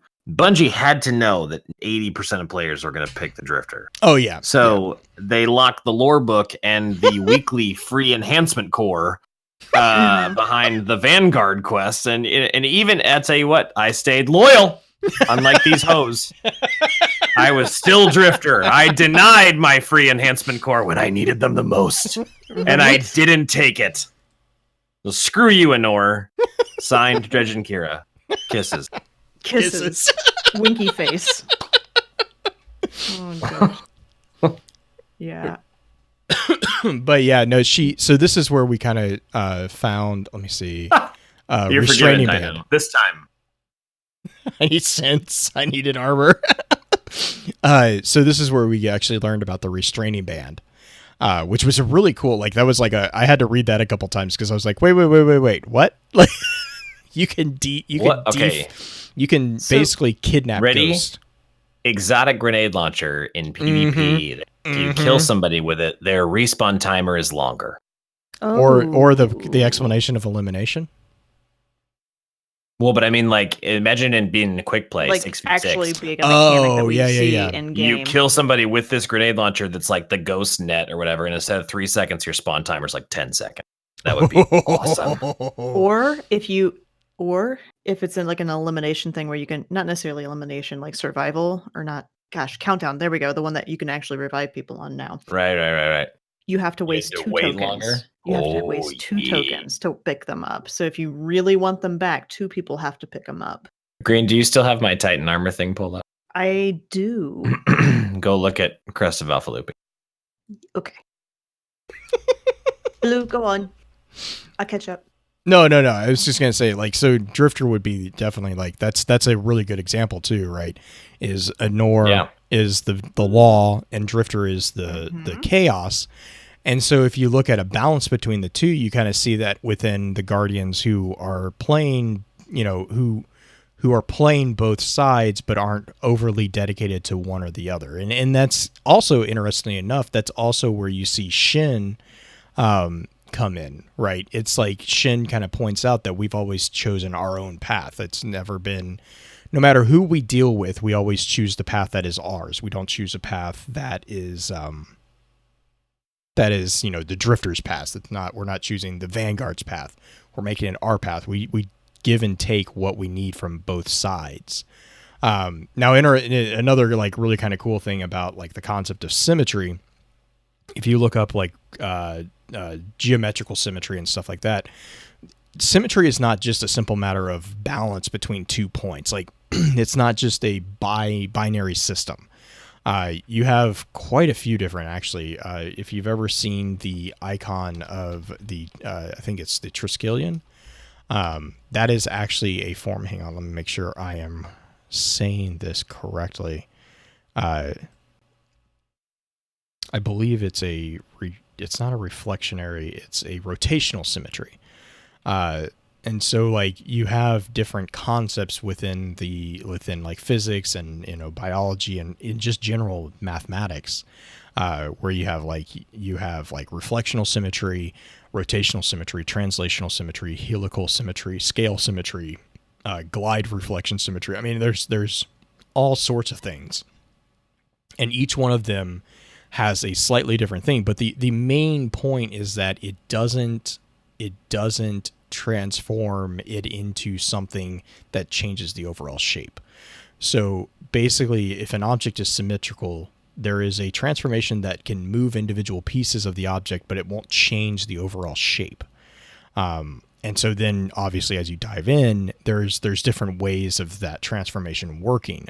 One of the things is if you ever look through I can't ever remember what they're called, but the the tubes with the marble at the end of it that you can rotate, and it has all the fractals at the end of them. Oh, yeah. You know, what are they called?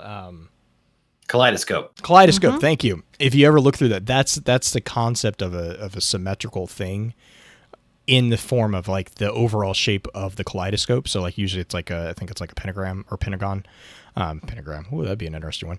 A pentagon. Yeah. I just tangent on that one. Listen, kids. Anyways. Blair Witch Project did come out today, so. Yeah. Oh. Topical. There you go. But if you look at the overall shape doesn't change, but the images within it do.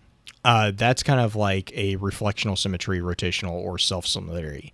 So, you know, each of those are obtained via specific rules within that particular shape. So those are usually referred to as finite subdivision rules. And that's probably about the limit of my geometry knowledge, because math and me don't usually get along very well. So relating it back to the concept of symmetry between the balance of light and dark and chaos and basically the basic thing is like, again, the definition of if something is symmetrical is that transformation of individual pieces is possible within the object, but it doesn't change the overall shape. So within the concept of light and dark, you can transform the individual definitions or the individual so there will always components be an within equal and opposite reaction that happens to the initial change. Right. And in some cases it doesn't even have to necessarily be an equal. It just has to be something that, you know, within a binary system, it's going to be an equal because there's only two parts, right? Right. But within like a 3-part or a 4-part system, there can be more, you know, as long as the overall shape doesn't get affected, it can be symmetrical. So meaning there's a third player on the field. There could be a third queen, if you will, given, you know, some other references there. So here's in line with this balance, this idea of balance, right? And the light and the dark and the idea of symmetry. Two things. First of all, and this has nothing to do with Gambit, which sorry. But you have the Traveler, representative of light, that is a sphere, and then you have these tetrahedron ships that we think represent dark, which of course there's something symmetrical about those, which is completely interesting.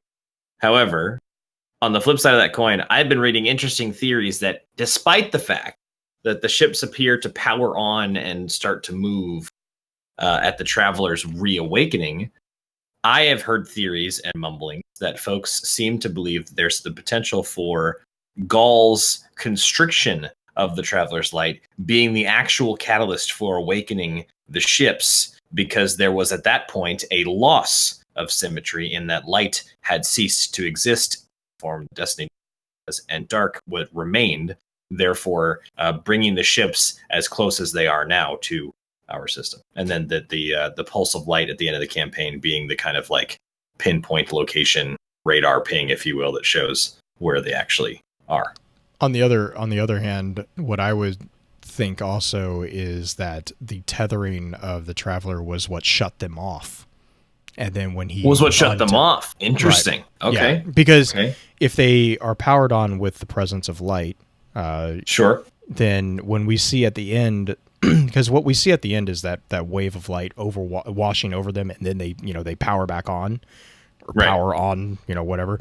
But so it was the tethering didn't activate them because they were deactivated until it was untethered. Right. So what I would actually say would be for me at least, a more intriguing idea is that they were always on because the Traveler was always or that could be why the Traveler wasn't pulsating light out. But as soon as the Traveler reactivated that particular field, that's what reactivated them as well. Okay, I like that too. And I think that that's interesting because technically that would mean that if we really want the darkness to go away, we have to give up our light. Right, which is one of the theories with symmetry. Who was it? Right, Ulantan. Was it actually Ulantan? Yeah, he asked the question. I think it was Ulantan that basically he asked the question of what would you give up? Would you be willing to give up your? Hang on, I'll hunt it down.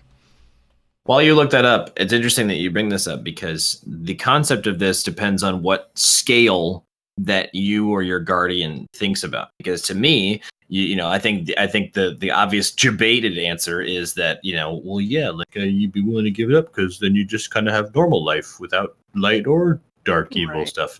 But then, like, at the same time, could the guardian light, as it exists now, prevent something like a second collapse? Well, here's the thing to remember, that everything works in gradients, right? So we had the mention of Eris saying, with the brighter light shines, there's a darker shadow, and it may not have been Eris. I don't remember who it was exactly off the top of my head now that I'm saying that.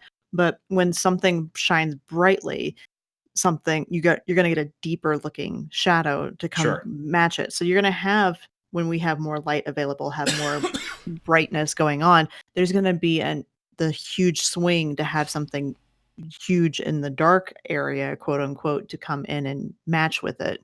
It was Mara. Thank you, Dino. Yeah, and so the that quote, makes me think of like overcast days. Right. Yeah. The quote about what you're talking about for the light and dark, that would be the Symmetry Flight exotic ship, which looks really like Fermi's paradox. Anyways, it's basically, therefore, the quote is, therefore I conclude, the reason you persecute me is not because of the symmetry, it's because of the truth beyond this truth, the truth which you most dread. If we could destroy the darkness, but we had to give up our light to do so, how many of us would make that trade?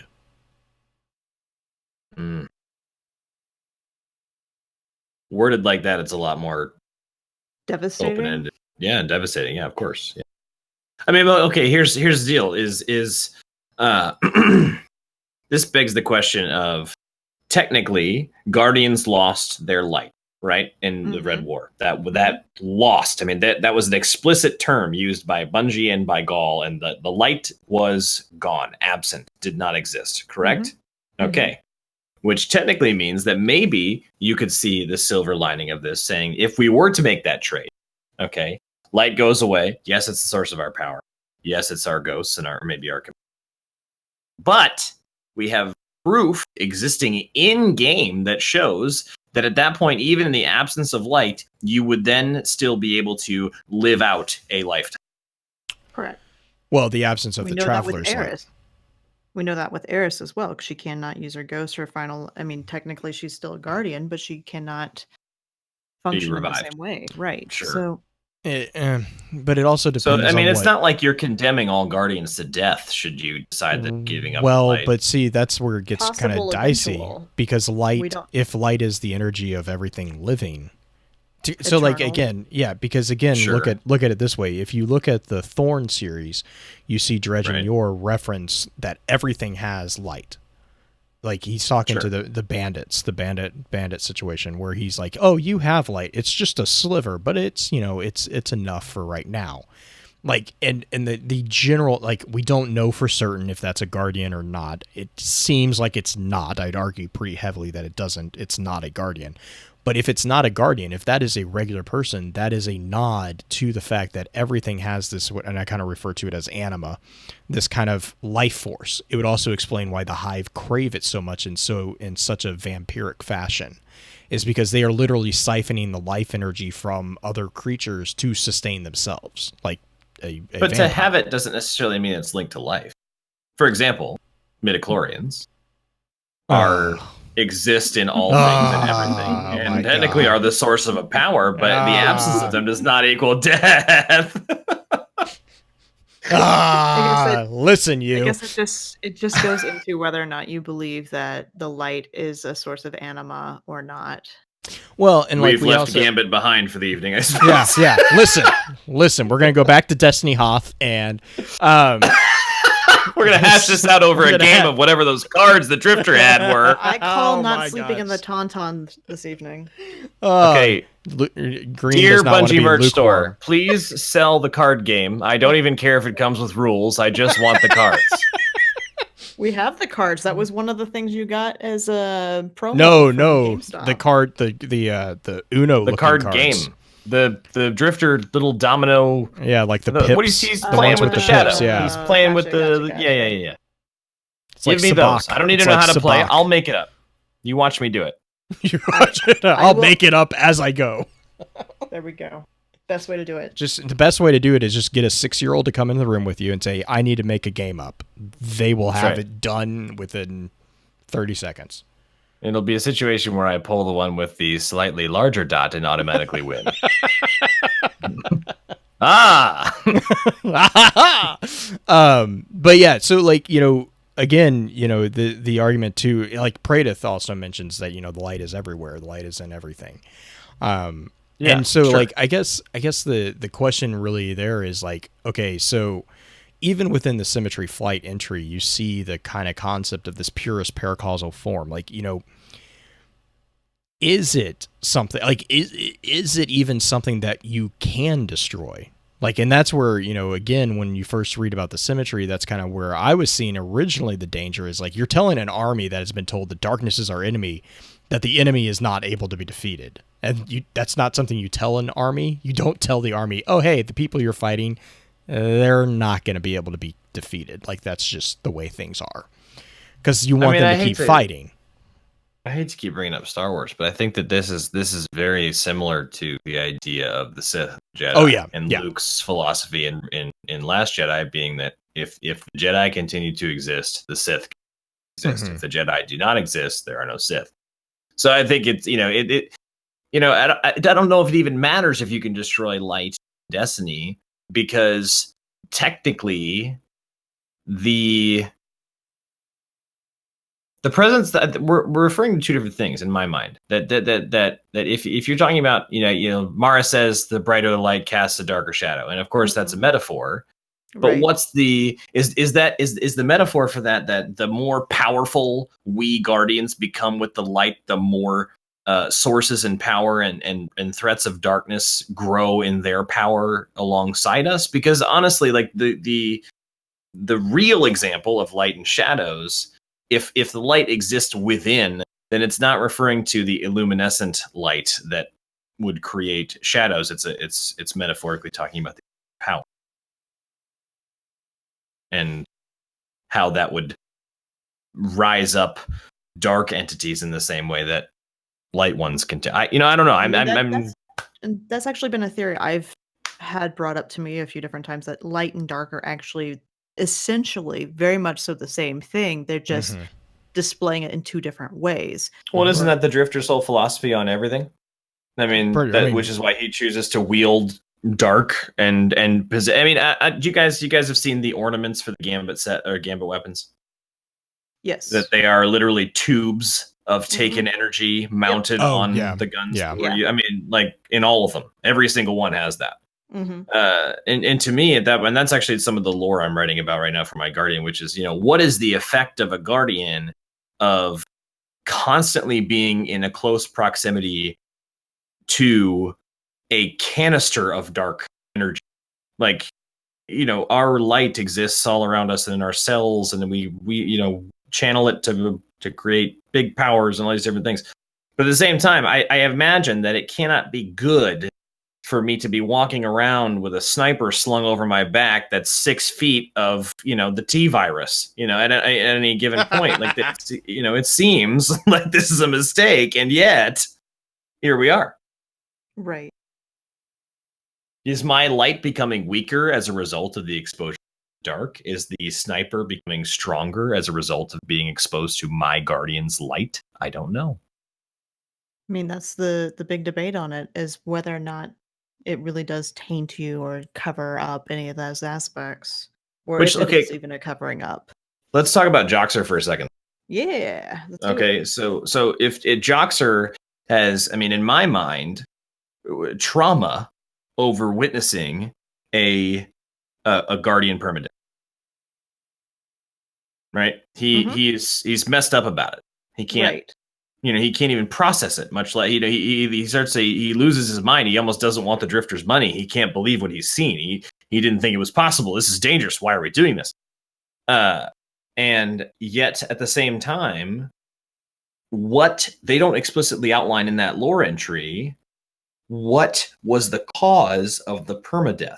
Because to me, I don't see a Guardian, pulling a marksman Baron and sniping a Guardian's ghost with a Soul Survivor sniper rifle. I don't see that being like the thing that happened.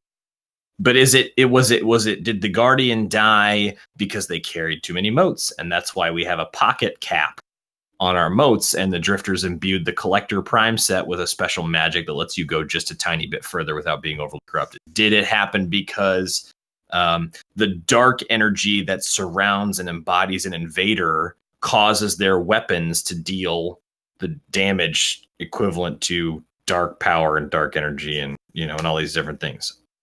I don't. Well, I guess a whole nother how does PvP work in that respect? Then I mean, Right. we're not permadeathing, but So you're talking about the Reckoning? Well, I'm Entry. talking about in Gambit. Well, Right. The Right. Gambit lore. The Reckoning. So he Right. says that the ghost got sloppy. You give the Taken a chance and they'll but what snuff is- out your what- light.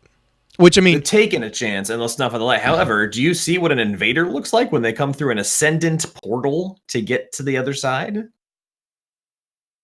What kind of Taken are we talking about? and I mean like- that's fair. But I mean, what I'm saying is because he goes on, he says the fact that you're alive means your ghost knows what he's doing, which tells me that the ghost did what Sundance did, came out when it shouldn't have, and got murked. And it doesn't By this a is something. Taken? Oh yeah, I mean a ghost can get destroyed by a mundane bullet. That's not. Okay, that's so- nothing. so- That's not anything new. I mean, if you look at the Iron Lord or the Iron Lords, there were specific rules against taking out ghosts for that exact purpose. That's the entire scene within The Man with No Name, where Ephrodite challenges the 3 warlords who are in Wu Ming's bar. She doesn't challenge the Guardians. She tells the ghosts to leave because she's going to shoot them if they don't.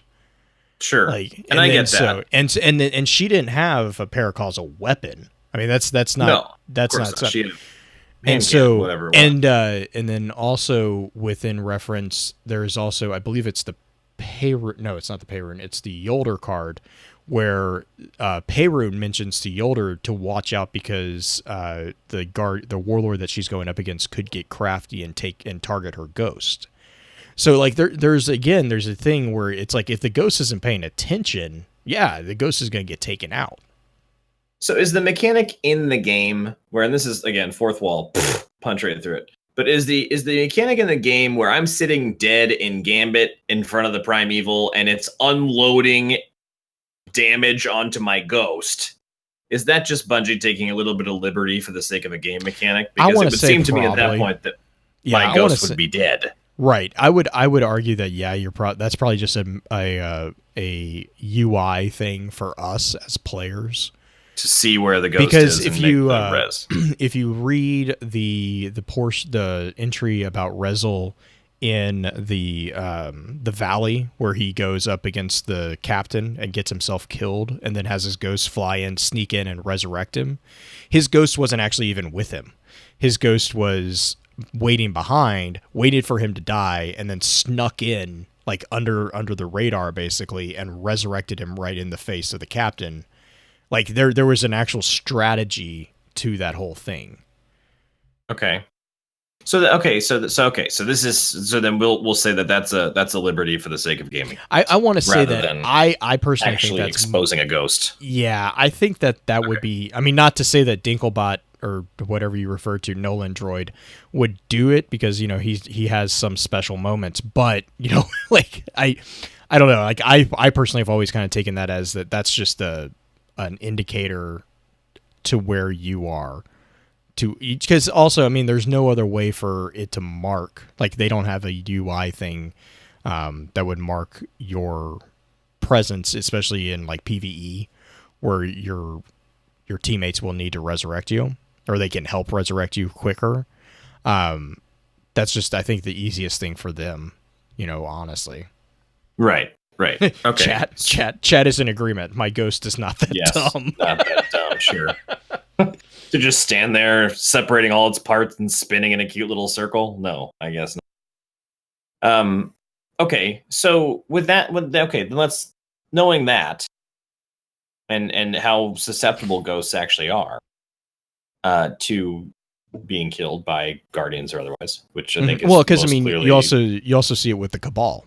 One of the really funny cards from the Cabal about the Guardian dancing. They refer to one of the only ways to take out Guardians is to target their dead people. They're ghosts because they don't have a word for ghosts. Sure, but they actually refer to it. They're like, if you can target this little thing, because that thing keeps resurrecting them. And if you take out that doesn't mean, and then you can take out the other thing. And, you know, to them, it was very, very straightforward. You take out the little thing and then you can take out the big thing, and the big thing doesn't keep coming back and dancing on you. Okay. So we're going to assume that in the case of the Guardian that Joxer witnessed be killed forever, based on the ghost getting sloppy quote, it died in the presence of a Taken. The ghost came out in an attempt to revive the Guardian, and a Taken enemy bot, or a blocker rather, killed the ghost before that could happen. Is that the common that's kind of how I assumption? take it. Yeah, because he says, like, later into this, because this is where Joxer's like, you could have helped them, you could have stopped those Taken, you could have saved them all. Right. And that's where he was kind of like, he's basically, this was like the beta test for Gambit Prime, because he mentions, right, you know, the armor, blah blah blah. I invaded, because he said, I invaded the other side. The armor locked the bank down. I took the moats right out of it like they were mine. We wiped them out. And then he's like, you're giving everyone a set of these? And he's like, and that's when Drifter's kind of like, like, we are kind of forgetting one other type that can permadeath, the one other gun that can actually do that. Now, granted, the ties to Drifter aren't necessarily in the same card that you guys are talking about, but it's the Thorn. Thorn has been known to permadeath Guardians. Yeah. I mean, which was the case for, I mean, many of Dredge and Yours Guardian victims. Right. So, I mean, okay, but maybe we can tie it back to the Drifter. What about Malfeasance? It shoots Taken. It doesn't shoot the same as Thorn. It's based but if it's, I mean, sure, it's still dark power, dark energy. It's created by the Hive and taking a. We don't have an instance of it happening, but do we? You don't have an instance of what? That Malfeasance permadeath something? No, but I mean, like, Dino has this quote too, and this is kind of what I was talking about. There's a quote. I think this is from a Nor. I think no, maybe not. Dino might need to tell me where this one's coming from, but it's a quote that says, those Guardians knew the risk. We take them every time we raid the outer edges or run a strike. Gambit's the same. Those were not thanks, Shax. Those were not Thorn incidents. In each case, non-Guardian hostiles caught Ghost unprepared. The Crucible's for them as much as for us. Well, okay, but then Black Flag says what I was thinking, which was that Drifter did have us forge Malfeasance because it would be able to take down Shinmount first. He come after Drifter. Mm-hmm. Yeah, because that was wasn't that the entire point of Malfeasance, was to take out Shin to try to it was his answer to Thorn. Well, wasn't it also kind of like revenge for Callum? Revenge for Callum, but also, I mean, well, Drifter didn't have any lost love for Callum. Well, but it wasn't Drifter was the one that sent. The only reason is that I'm stuck on that particular annoyance of Malfeasance, and so I know that's when because he says, what was it? We can't outshoot him. Maybe he can't be outshot, but if we all take our shot together, we don't have to beat him to it. He'll die too. Yeah, Shin has no ghost for sure. Yeah, maybe, yeah. I guess Drifter seems to think, though, that in the presence of I don't know is he technically a guardian, a light bearer, we'll call him. In the presence of a light bearer, Drifter seems to think that Malfeasance has enough dark energy to ensure a good kill, and that it couldn't be defended against by using the power of the light. We do survive Thorn as well. We do. But I mean, technically, we survive replicas of Thorn because the real one is Lumina, but we all also have that. They take a little too many liberties with it, the concept of whether or not we have the gun these days. But yeah, because Lumina technically, class. Lumina basically confirmed that we had the original Thorn. Yeah, and then we transformed it into Lumina. So the original Thorn doesn't exist anymore. The original Lost Word does exist, and we have both of them. technically we're supposed to have the original last word as well. Yes, we summoned it in the quest that was part with of the proto hive. Mm-hmm. With the really fun shooting mechanic that glitched out. But Shin's not dead. What does he have then? Shin doesn't have it. He doesn't have the last word anymore. Or he doesn't have One the of the- original last word anymore. Well, one of the explanations that was given in that is that you said it, we summon it. So Shin may be able to summon the last word as well. Okay. Yeah, there's a weird nuance on what exactly the last word is. Right. I mean, wouldn't it be something if we find out last word is a weapon of sorrow, forged from forged from Shin's completely deranged mentality of adopting the mantle of Dredge and Veil, and playing both sides basically. That he himself through that lack of nobility corrupted his own weapon and turned it into a weapon of sorrow. I'm smiling because this is a very similar theory to somebody else I know. Really? Okay. As well as an RP that he runs. Because he runs a Shin RP, and this is one of the venues that he's taken a little bit of liberties of and kind of played with that idea of that the last word is not necessarily a weapon of sorrow, but a weapon of light, a specific kind of type thing. So it kind of dives into that same concept of what we were talking about with the symmetry earlier, there being the chaotic effect and the law effect. And what is the law gun of the West but a 6-shooter that's just that speed shooter? So you kind of get that symmetry there as well. Yeah.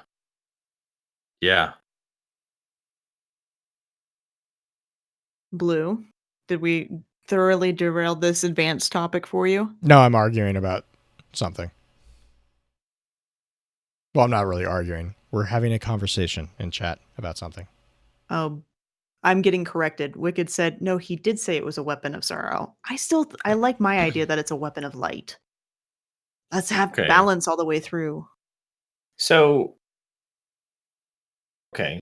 But technically, if Dredgen Yor was corrupted by Zio and his exposure to Hive, which of course are the originators of the idea, the concept of weapons of sorrow, and the sword logic and all these things, life for life, wouldn't that mean that last word wouldn't have a choice but to be a weapon of sorrow if it was anything other than a bullet firing hand cannon? I mean, it could be a gray weapon if we're gonna go and do Sure. kind of the gray Jedi or the. Let's go back to Star Wars because everything goes back to Star Wars in this episode. Right. I mean, the concept of the theory gray Jedi having the balance. Right. Is Shin. I mean, balance. That's what he's working towards. I think Malf fits in that category too. Malfeasance? It's just. Because what we're saying about last word is that last word factors in the motivation and the reality. The motivation being Shin's corruption and leading the shadows of Yor to their own demise, and the idea that it was originally a call it a good guy gun, because that's the most basic way to say it, based on what's his face, Daddy Shin. Daddy Shin, Dredge and Yor, Rezel Azir? No. Jaren. Nope. Oh, Jaren Ward. Jaren Ward, thank you. Let's go through the whole list. So then we're talking about a gun's physical manifestation based on motivation and reality. Therefore, the motivation of the reality of malfeasance that it's a taken gun, and the motivation of malfeasance is the preservation of life. So could technically be a gray Jedi gun. Maybe. Sorry, I'm getting a real big nerd boner talking about all this stuff, and it's. I mean, this is what we do. I love it. This is Friday night. This has been kind of a deeper dive than we've gotten in a while, but I'm enjoying it. Blue, Good. do you have kind of a rebuttal for this kind of thing? Like, not necessarily a rebuttal, but do you have something to add? No. I'm still arguing. I'm still arguing No. in chat. Okay. So what are you arguing in chat for the people at home who For people playing see at the home that? game, we're debating whether or not Shin is on his last life. Oh boy. There's to be fair, so it's a podcast for Shin. Right. Yeah. It's a debatable topic, right? Because in Confessions of Hope Part 2, the ghost who resurrected the baby Shin, or who is believed to be baby Shin, which I mean is pretty much baby Shin, you know, he calls out that if he falls, Shin will only, or the child will only have this last second life to live. Now, right. The thing that I would combat with that is, okay, yes, it is stated in that entry as such. However, it's been stated in the perspective of a character in game. So there is a potential for, there's just the potential for that to not be the case. There could be a situation, and we know that Jaren's ghost kind of adopted Shin following Jaren's death. Now, what my argument is like, we just don't know. We know that it seems like a ghost can only true resurrect once. That seems to definitely be the case. They can only, that initial spark of resurrection takes a lot out of the ghost, and they have to find the one, right? So there's just the one ghost.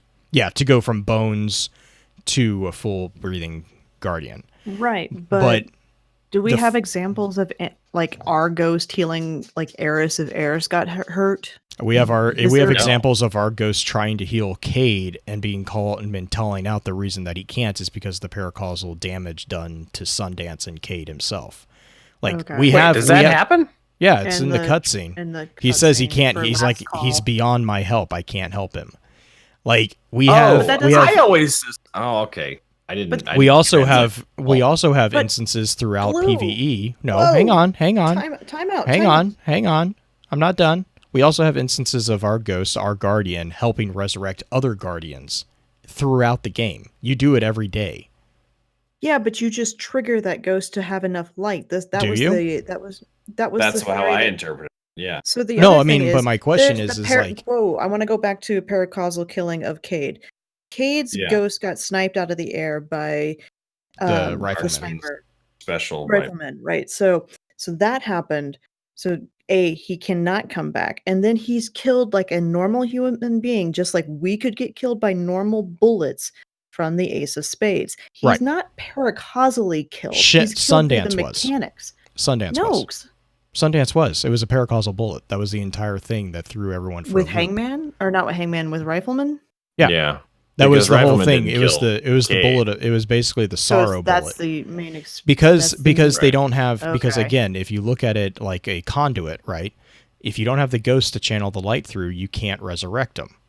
But cool. Here's my question going on with that. So since that part is cleared up, without the ghost, right, and that's where having that. That's where the debate lies. That is where the debate lies. Right. No, that's what I'm saying is I am just saying currently we don't have anything in game that is speaking black and white that it's not 100% possible that Shin is on his last death. We have Shin paired with a ghost.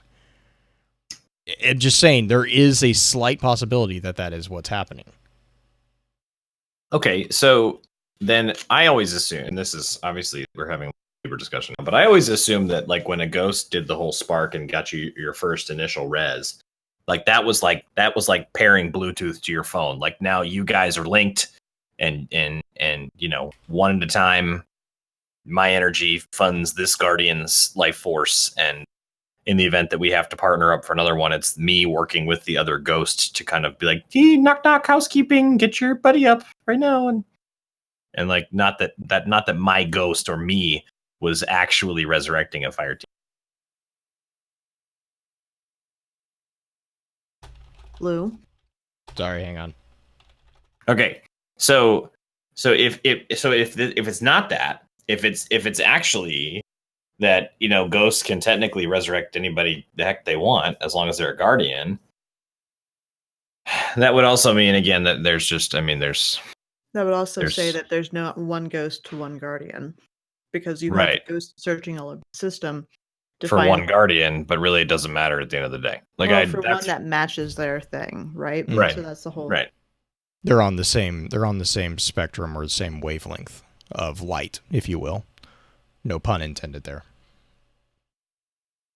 And here's to clear it up, because I think I might be poking chat in the eye with a sharp stick because it's fun. To also clear it up, I'm not saying that. I'm just simply stating that you can read it in. I can read it in both ways. I can read it and say Shin is just that big of a bamf that he has not gotten shot. Now, timeline-wise, there's also a big debate, because if Shin is on his last life and he's mortal and he ages like everyone else, how in the nine hells is he still alive? Okay, well, hold on. He's clearly not mortal. If he's ages, not a guardian, but he ages. as if he was a child when he was first resurrected. Now, yeah, granted, Jedi's age, but they're not going to die of old age, unless you're Yoda, who chooses to die of old age. Well, I mean, like you have the concept of the human life has tripled, so there is that kind of to fall back onto too. Human life tripled, but he's also a light bearer. He is the man with the golden gun. Yeah, technically, we could heal it during the Red War. We just couldn't resurrect. Mm-hmm. Right. If you die, I can't save you. That was the whole. By the way, I know Destiny's like the easiest game in the world. It's like Halo on easy minus. But sorry if I didn't say it. I didn't say it. I agree with it, but I didn't say it. Okay. Did anybody? And I actually tried this in my third Guardian Curious chat. Did anybody actually accidentally die in that part and wonder if you were just like if the game was just going to uninstall itself? Jumped off the run wrong thing. And I genuinely thought for a moment, like, okay, how serious are they going to take this? Because what if I actually die here? Is my guardian gone forever? And I actually, this is how messed up I am. I actually thought for a second, I want that to be true. Because I really wanted to see Reddit explode with everyone's like, my guardian was deleted. I had to start the whole game over. Back from D1. It's an easy way to get rid of that Titan and Warlock that are in the back pocket. Taylor Swift and a new male exo that I didn't have until after my wife denied me. Yeah. A new male exo. God. Yep. Oh. He's not even named. That's how big it is. No, he's not. He actually doesn't have a name. We've got Kira, we've got Tay-Tay, and we've got, I don't know. I don't know. Crayon eating Titan. Titan I play when I'm done with the other two. Yep. Oh, God. Bad teach killing guardians for science. Such a Toland. Yes, I was. What happened? Okay. So, all right, hold on. I have another question, and I'm gonna come full circle here. Is the concept of Gambit worse for the system than it would be if it was gone completely and the light was allowed to continue to flourish without Guardian's exposure to darkness at all? Is it good for the system, like our universe, as far as the balance between light and dark, or is it good for the system in so much that we wouldn't have the playing with things that aren't should not be played with, quote unquote, if you were playing with the dark or well, I think it's your first one, because if we go with Blue's theory, that the tethering of the Traveler is what stopped the tetrahedron ships, okay, right, then technically that would mean that the act of participating in Gambit, in exposing our Guardian's light to darkness on a regular basis, would slow down the efficiency of the tetrahedron. Ooh. Mm-hmm. That would be. I don't know if that would be the conscious. I don't know if that would be a conscious effect. Of course not. Of course not. But what I'm saying is, like, if we're really discussing the dangers of Gambit, right? That the Proxic Fire, the Vanguard, they said, what was it that Ikora said? And we've allowed Gambit to exist with close monitoring, right? Like, it's like we're making sure it's not going to be dangerous, and we're, and all these different things. And at the same time, you have Drifter, who's kind of like, yeah, but haven't you ever wondered why they don't want you to touch dark stuff? And you're kind of like, yeah, actually, I kind of have wondered that a little bit. And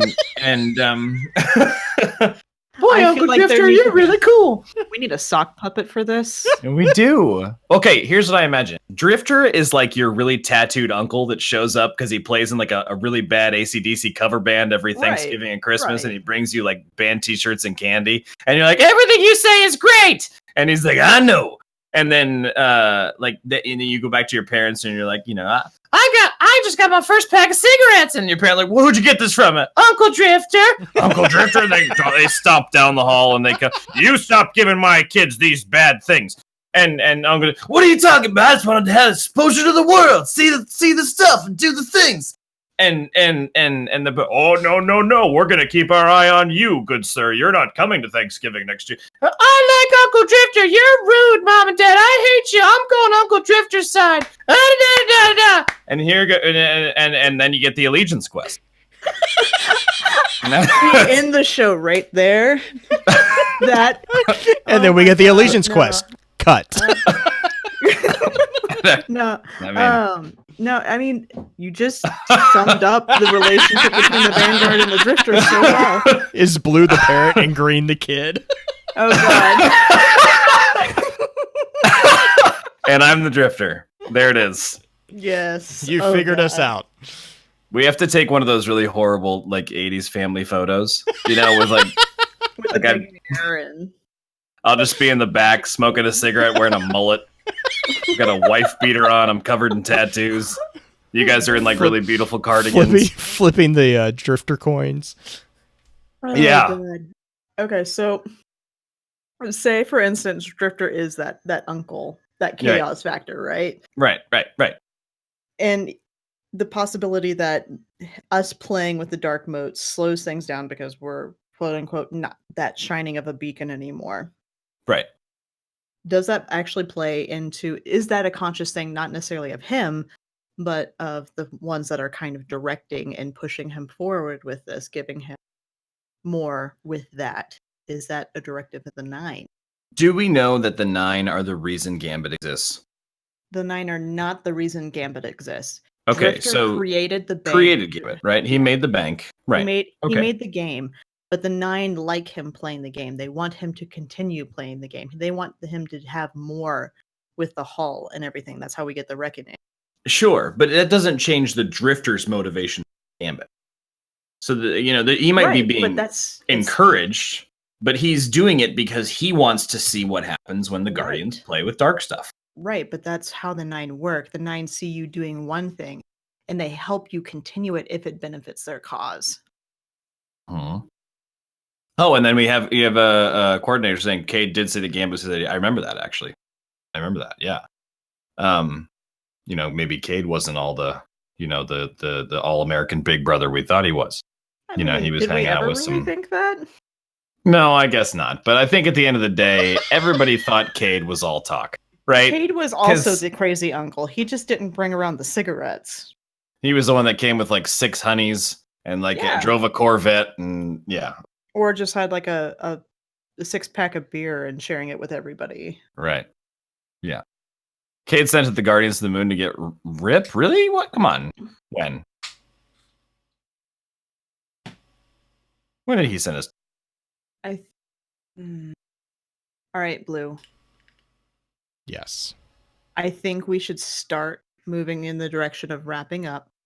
I think we've had really good discussions on a lot of different things circling around Gambit and the dangers of Gambit. But this sucks. I want to play Gambit. You can't make me stop. Dad, Uncle Teach has got the best stuff.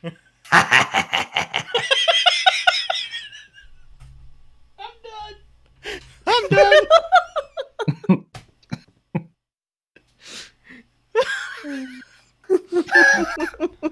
Yeah, you have to do research on this Gambit stuff. Okay, so here, let me ask both of you. Blue, verdict. Is Gambit too dangerous to... I think and try to take out the part where you like playing it. That yeah, has to no. not be. Yeah, that has to not be in it. I think, like, yeah, Green knows that would negatively affect the answer. I think as far as, like, the story goes, it's Pins had mentioned this above, but, like, the book, Nothing, or I think it was Nothing Ends, or what was the book that he mentioned? Nothing Ends, yeah. And also the Book of Unmaking, like all that stuff, like they constantly are talking about the forced evolution and how forced evolution makes things stronger and makes things more powerful. And then you have like the concept of the eternal chain, which is what we kind of talked about a couple weeks ago. I want to say that it might be dangerous, but you know, everything in Destiny is dangerous. Like, sure, Crucible is dangerous. Because that's, I mean, Shax says that all the time. It's a training ground, but you can get really messed up. You see that with Redrix. Redrix, when he gets hit by Shax, like, he's like, bat, and his ghost, like, is like, okay, you didn't come back right. You know, so you, like, there's that entire, like, really funny scene of Redrix coming back and being like, I deba. And he's like, everyone's like, what the, okay. So, like, I mean, is it dangerous? Yes. But I think the more important question is it necessary? And I'm kind of on the fence, but I kind of am leaning towards yes, it is necessary, because it's if nothing else, it's exposing us to a different type of enemy, and the more exposure to those types of enemy, that more experience that we get with that, the more knowledgeable we have to defend our home against whatever threats might come. Whether or not we cause those threats, you know, that's a different conversation. And it's kind of a chicken and egg conversation, right? You know, that's where I disagree with the idea of, you know, the Jedi Sith argument. If the Jedi don't exist, the Sith don't exist. Well, sure, if you're only talking about the titles, but there will always be people who take advantage of others. And there will always be people who try to defend others. You can call them whatever you want, but that dichotomy will always exist. I mean, that's the whole point of what the Jedi and Sith are, right? So, like, no, yeah, but that's what I'm saying. It's like you can, but they're call the same thing. They're just they're doing it from different perspectives. They're doing it in different ways. It would just be a matter of you're putting a different title on the same dichotomy. I think that Solus in chat nailed it. Gambit might be the forced evolution, forcing us to kind of come out of, and that's what, and Pins only. Yeah, Pins had mentioned that above too. It's like, you know, it's something that, you know, Shin talks about, and you know, the true shadows, if you want to refer to them as that, like, you know, the whole inner circle of the shadows. They're always talking about like that eternal chain. We are the next link in the chain. There will be another link after us, you know. And so it's this forced. It's forcing us to step up and say, okay, this is the threat that's on our doorstep. This is the wolf that's at the door. How are you going to handle it? You have to figure it out. You can't hide from it. So we had Forsaken happen, and then Gambit came out right after, right? Yep. Well, I mean, at the same. I think. Did they release at exactly the same time? I want to say Gambit you could play on day one. Could you? Okay. Gambit Prime came later, but I mean, So here's a theory. Do you think we would have killed Aldrin at the end of the Forsaken campaign had we not started diving into more of the dark, quote unquote, with Gambit? Do you think that it kind of prepared us into that? You're also assuming that we killed Aldrin. I thought they confirmed it was Petra based on her initial dialogue with you the first time you talked to her. Did they? I mean, I've always just kind of taken it as Bungie leaving it up to the interpretation of the player. Yeah, Petra. But she says, and this is why I say this, she says the first time you approach her in her very long, drawn out thing, hey, welcome to the Dreaming City. Thanks for everything. It's been great. I love you. You're beautiful. And then somewhere in that whole thing, somewhere in there, she sneaks in like, I love you. I shot Aldrin. You have great shoes. Like, it's like, it was like, right. It's like really, it's very glazed over, which is why I don't know if I trust it fully. But I think she says something, and I'll try to actually, she says something to the effect of like, I don't know. I'm sorry if you feel like I took your choice away from you or something like that. It was something that was very indicative of, I shot Aldrin, and didn't wait for you to make up your mind. So I'm not really discussing. I wanted her opinion of my shoes. Yeah, she's there. This is when she gives you first of 100 million sidearms. Yeah, I mean, I guess okay. So like, if she did say that though, if she's actually the one that did it, then I don't know if I would agree, because I don't know if that was ever if that was actually a choice we got to make, and if Gambit would have had any. I don't know. That adds another whole layer to it. Yeah, I'm looking right now because I mean, like when I remember playing it, my whole thing was like in my interpretation, my Guardian didn't do it because I was actually oh quote. Blue, you're breaking up a tiny bit. Yeah, breaking up a little bit, but oh, okay, Pin's got it. Okay, which if you think back to the cutscene, that's why I remember it this way. It's because she's the one that is holding that gun. You're holding Ace of Spades. But or the broken Ace of Spades. Couldn't it have been a joint thing that you both shot, because the audio tracks, if you line up both the Vestian audio track and the Ace of Spades audio track, it sounds like the shot that happened, that both guns went off. So and that was the whole debate, right? Like which gun actually did it. That's why everybody got into the crazy debates on whether or not this audio track is this and this actually matches up with what they did. That line would still make sense. I suppose if it was simultaneous. But then why would Shax and all these people spend so much time?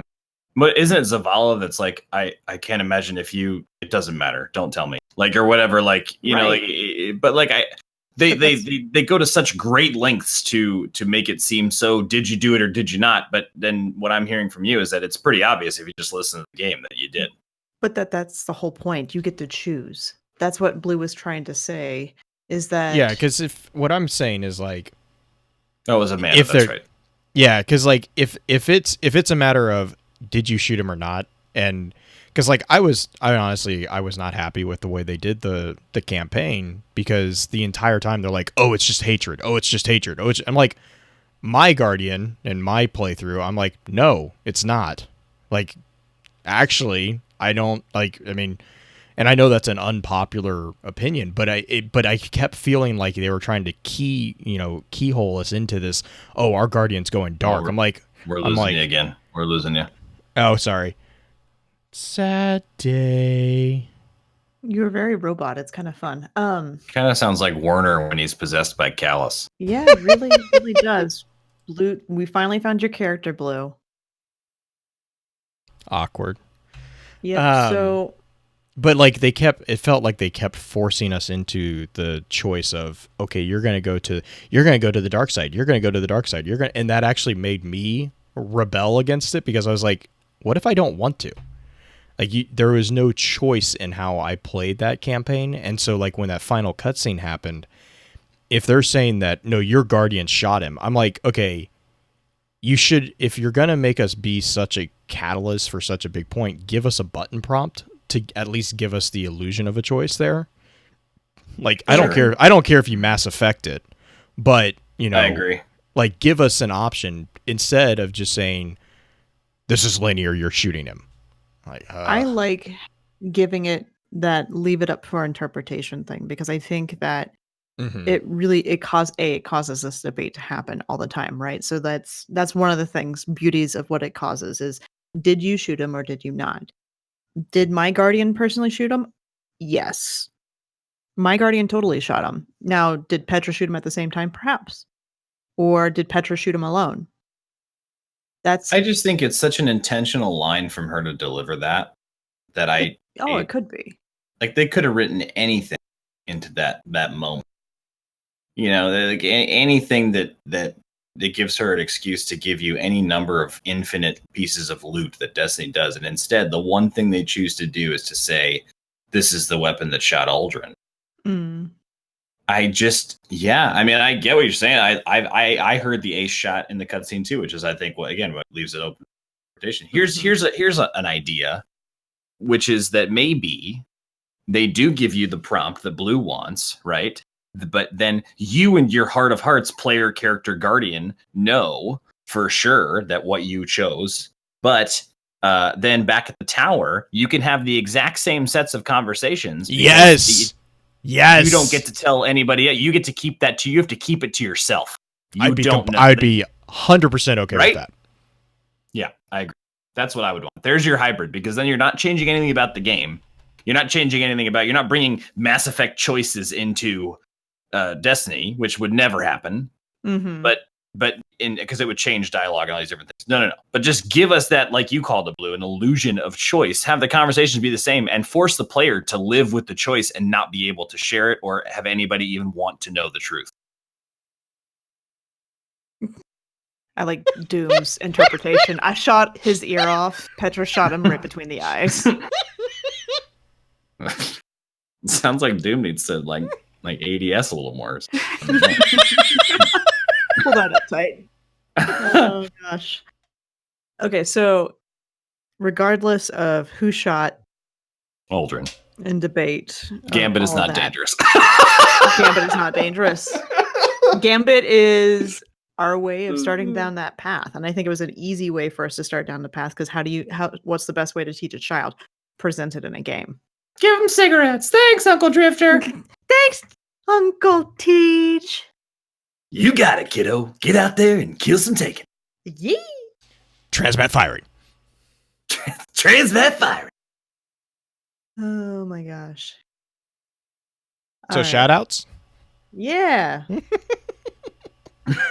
Final shout outs for the week, for the topic. Tej? If you want to find Big Daddy Tej streaming on Mixer, head on over there and check him out. Saturday Destiny, 9 a.m. Central. I'll be there. My grandma was too. Transmat firing. As long as you're not eating a Vex or a Scorn or sucking at a Minotaur's teat. Ever suck a Vex milk from a Minotaur's teat? Transmat firing. Wait, no, tell me what happened. What's the answer to the question? Womp. There you are, landing on the map. Wait, no, come back. Uncle Tej! I'm scared. I need an adult. I need an adult. This is fine. Oh gosh. Shout out from me. Again, big thank you for Tej for making this happen, for coming out and joining us on that. It's been a blast. I've had. Yeah. As far as other shout outs. Yeah, thank you for joining us. Other shout outs to live chat. You guys are flippin' hilarious, and I have to mute my mic more often on these kind of nights when you guys get going like this than I do on any other episode. It's just, thank you for showing up. Thank you for being here every Friday night. A lot of you are kind of regulars. We love you. You are our people. I don't know where I'm going with this. Blue, take it away. Bye.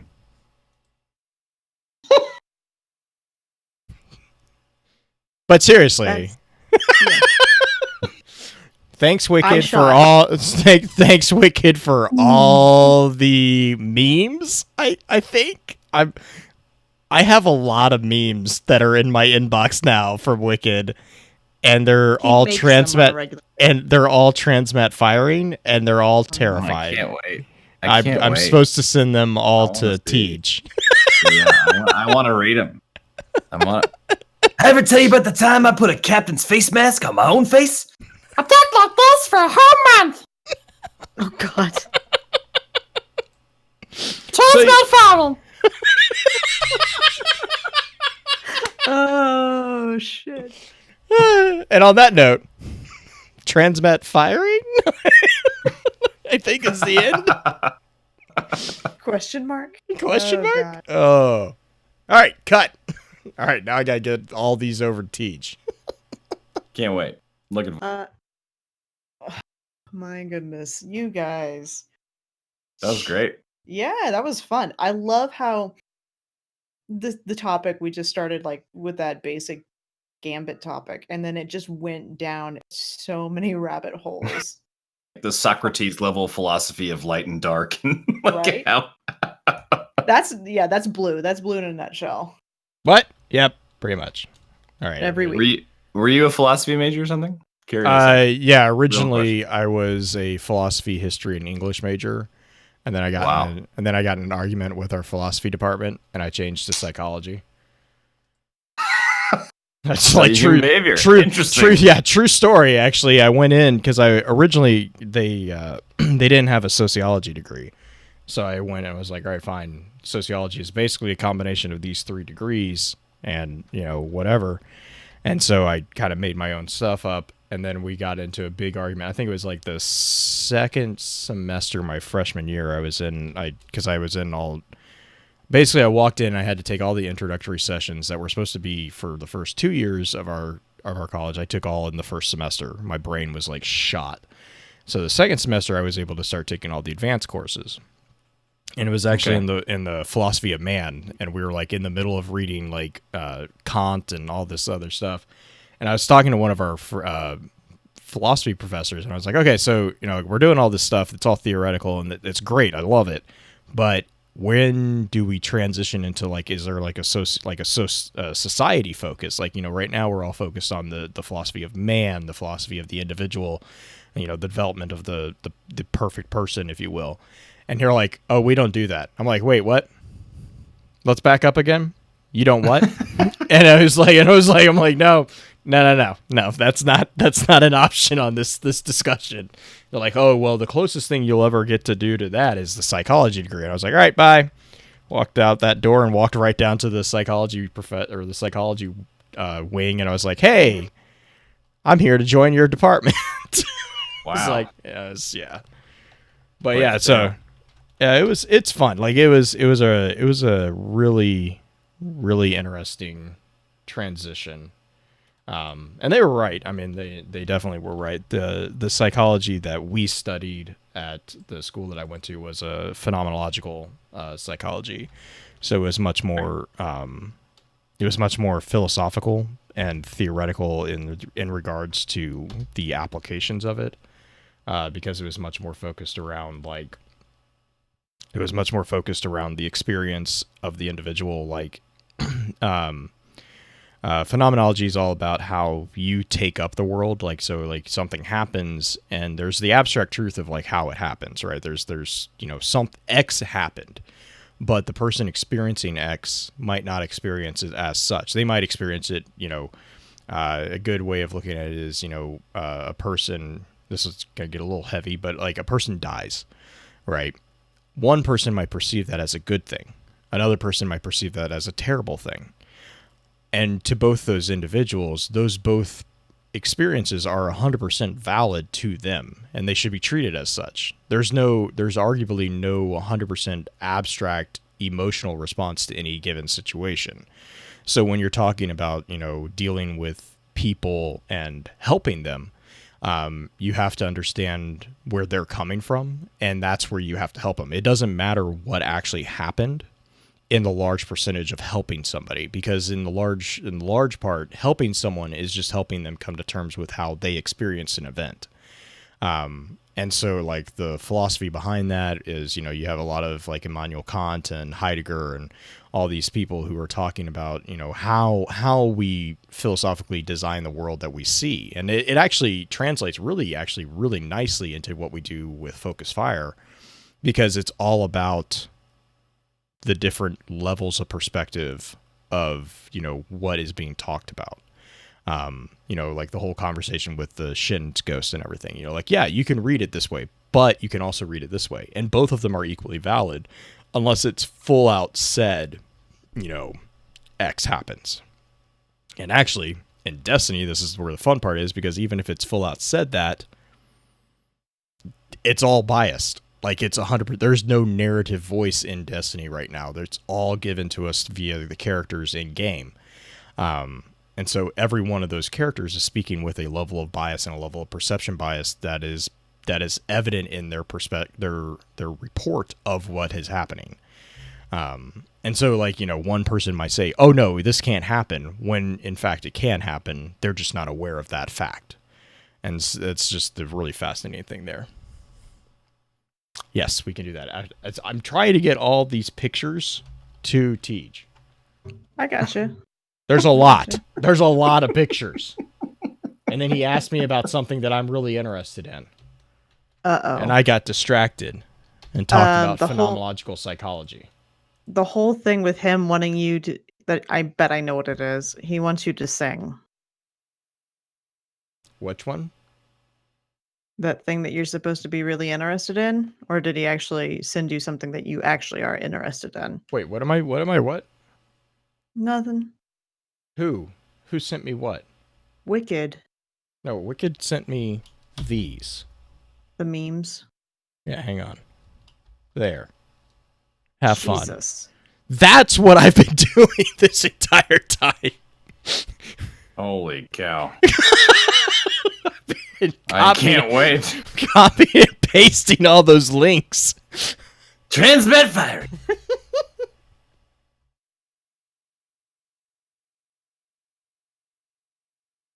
That first one is disturbing. I don't know which one's the first one, to be honest. Popping out the eyeball in a goblin head makes for an excellent pocket-sized pleasure device. That is absolutely terrifying. Transmit firing.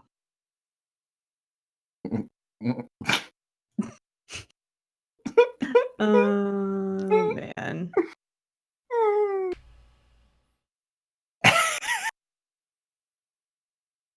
Oh, I'm going to be laying in bed looking at these, trying not to laugh too hard. Oh, gosh.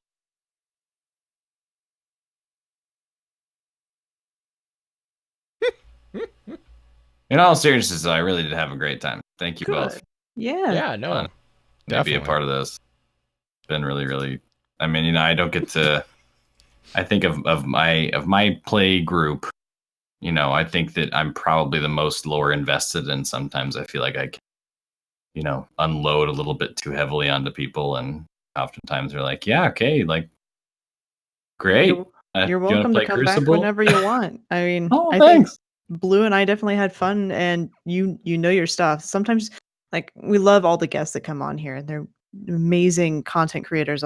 It's just sometimes they're not very invested in what we're talking about as far as knowing the lore, and we have them still do a lot of things as far as debating topics and whatnot, but sometimes we can't go as in depth, and it's really nice and refreshing to see you come in and just jump right into a whole debate on light and the dark and thorn and malfeasance and all these different things. It's a real nice, it's a refreshing. Good. aspect. I'm glad. I mean, I love talking about this stuff. I have so many like theories that I just, you know, about what could be, you know, and I mean, that's why I keep writing character lore, so that I make some of those things come to life. I try to play nice within the bounds that Destiny has set up, so that doesn't I don't end up being like, you know, trying to write something that's going to be game or universe altering. But within the confines of what I can write about, you know, I love that stuff. Great. Yes, but yeah, you are definitely welcome back whenever you feel like it. Just ping me and be like, hey, I kind of want to do this again. I want to scratch that itch of being able to talk about all this. Well, I mean, I'll tell you what, like I said, my favorite stuff is about the Hive and the idea of Gambit and darkness, and you're about to get a whole lot of stuff to talk about. Yeah. So, I mean, honestly, if there's ever a time when you guys feel like there's a particularly intense topic, maybe that harks back to, you know, Crota or experiences on the moon in D1. I played 4,000 hours of D1. I've got 3,000 in D2 so far, and nice. And just, you know, I live in this game, so anytime that you guys feel like I can contribute, I don't want to invite myself over, so to speak. No, you can invite yourself over. just let Green know. that you're Yep. inviting Okay. yourself over, and we'll make sure that the light's on and the door's open. Cool. Yep. That's awesome. That's awesome. We'll definitely have to regroup then and chat about Eris's beautiful face. Yay! Yes. Circles That's one back of our around. favorites. Mm-hmm. Well, I mean, I'll tell you what. Whenever I posted on Twitter, I freaked out when I read Luke Smith's thing and he revealed the name of the hand cannon. Mm-hmm. Ariana's vow. I lost my mind. Oh, I meant to ask you about that. Yeah, because what was Yeah. it? It's Ariana's vow, and then Leviathan's breath. Leviathan's breath. Yeah, Is the bike chain, the bike chain bow. the bike chain bow, right? Oh my god! What if when you draw it back, it revs like a motorcycle throttle? Oh my gosh.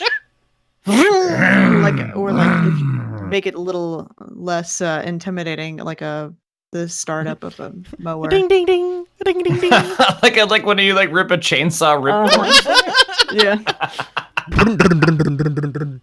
Yeah, that'd be great.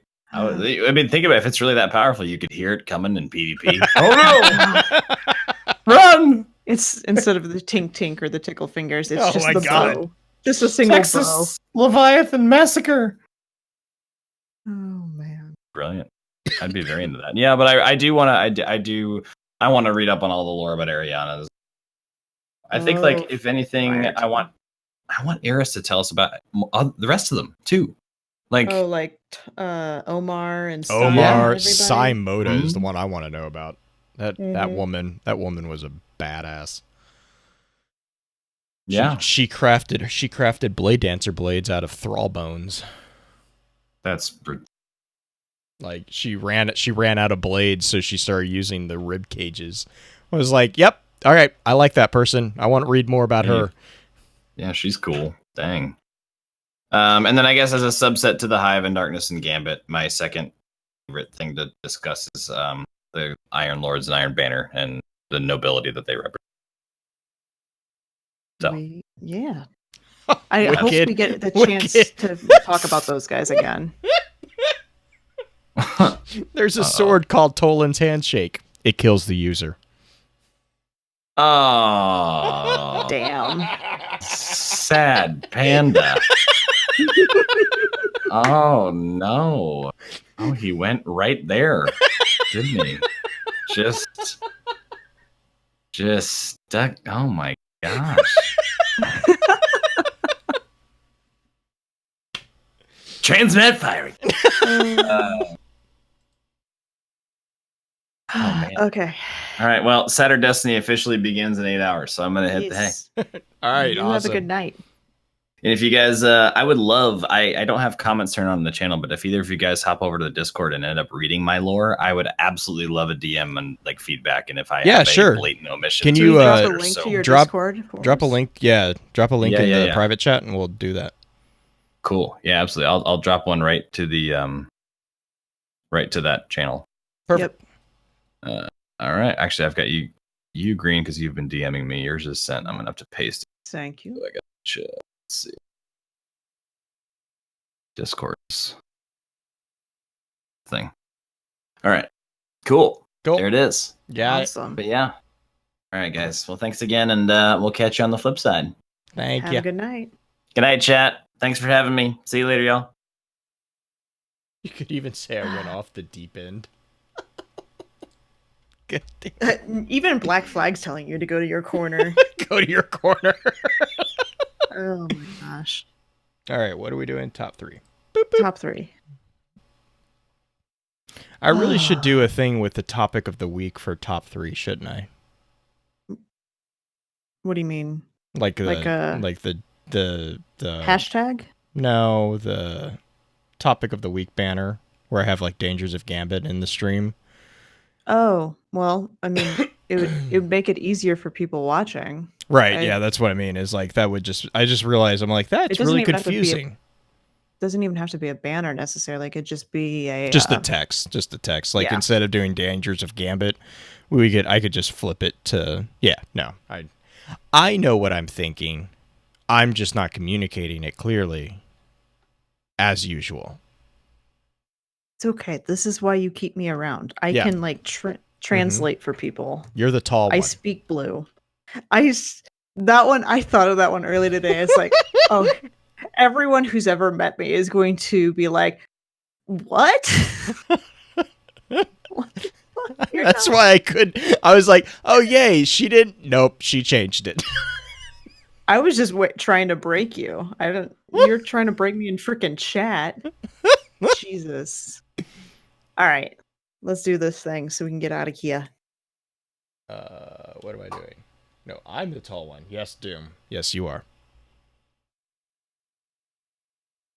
Yeah, people thought I was a midget when they saw that photo, by the way.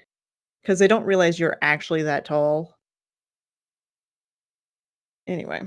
Do I need to record, or do you want to? How do we want to? Do you want me to record? Can we just leave it on what we're doing right now? I could pull up Audacity if you want me to, but No, you're fine. That's fine. Okay, you're good to go. welcome to FFC Top 3, a show where we, your FFC hosts, count things down from 3 to number 1. Thank you for joining us this week. As always, if you have a suggestion for Top 3, which I do love suggestions, just saying. Hint, please send me suggestions. So I'm starting to run out of ideas, guys. Just start sending them, no matter how crazy they are or how weird they are. If you want to know what kind of socks we like to wear, just send something in, because otherwise you're going to get topics like that, and it's going to be real weird. Just saying.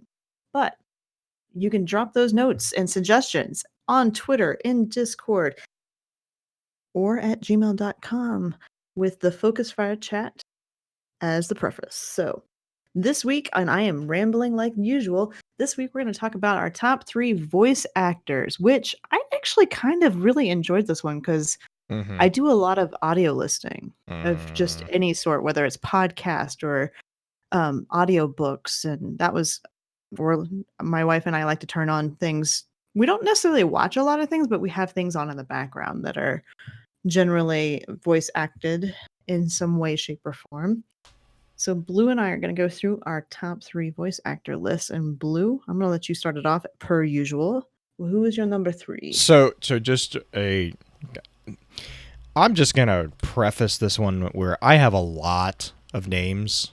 So I have the top 3, but then actually it was really hard for me to to categorize them in top, like into the ranking, because I kind of appreciate all of them the same. Like everyone's kind of the same. But as far as me, my number 3 is actually Jen Taylor, for her work with Cortana, because Halo, like, you know, Halo has been a really, really big part of my gaming. Not just gaming, but like the storytelling in Halo for that particular character was just really well done. And she's always been kind of one of the figures that, when it comes to especially like the AI piece, I've always kind of held people up to her performance, because she does such an amazing job with infusing emotive communication into it,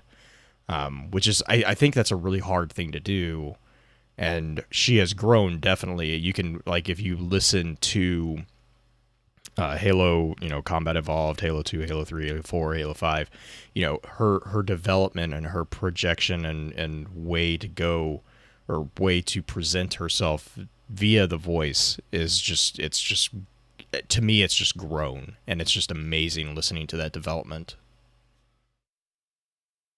Whoa. Wait a second. She plays Salem and Ruby? Mm-hmm. Yep. I didn't know that. She also she is scary in that one. Yeah, well, she's actually in Destiny too. She's the right. I knew that one. sweeper bot who you stole the broom from. Right. That's her. I remember that, but I didn't realize she was in Ruby. That one, that's just such a big name to be a part of that. It just shows how much that franchise has grown. Mm-hmm. Oh, well, wait until I start talking. Well, wait until I get to another part of the list. Yeah, some of the people that are actually voice actors are really surprising, and I mean, like, once you like think about it, it's not hugely surprising, but like, you know, there's a few names that are like, wait, they were in something that was, you know, so yeah, I Okay, so I feel like I'm just gonna start out with somebody in in many respects doesn't have as much weight because most of the lines that I am familiar with this particular voice actor are um, in a PvP based game, and it is Crispin Freeman who plays.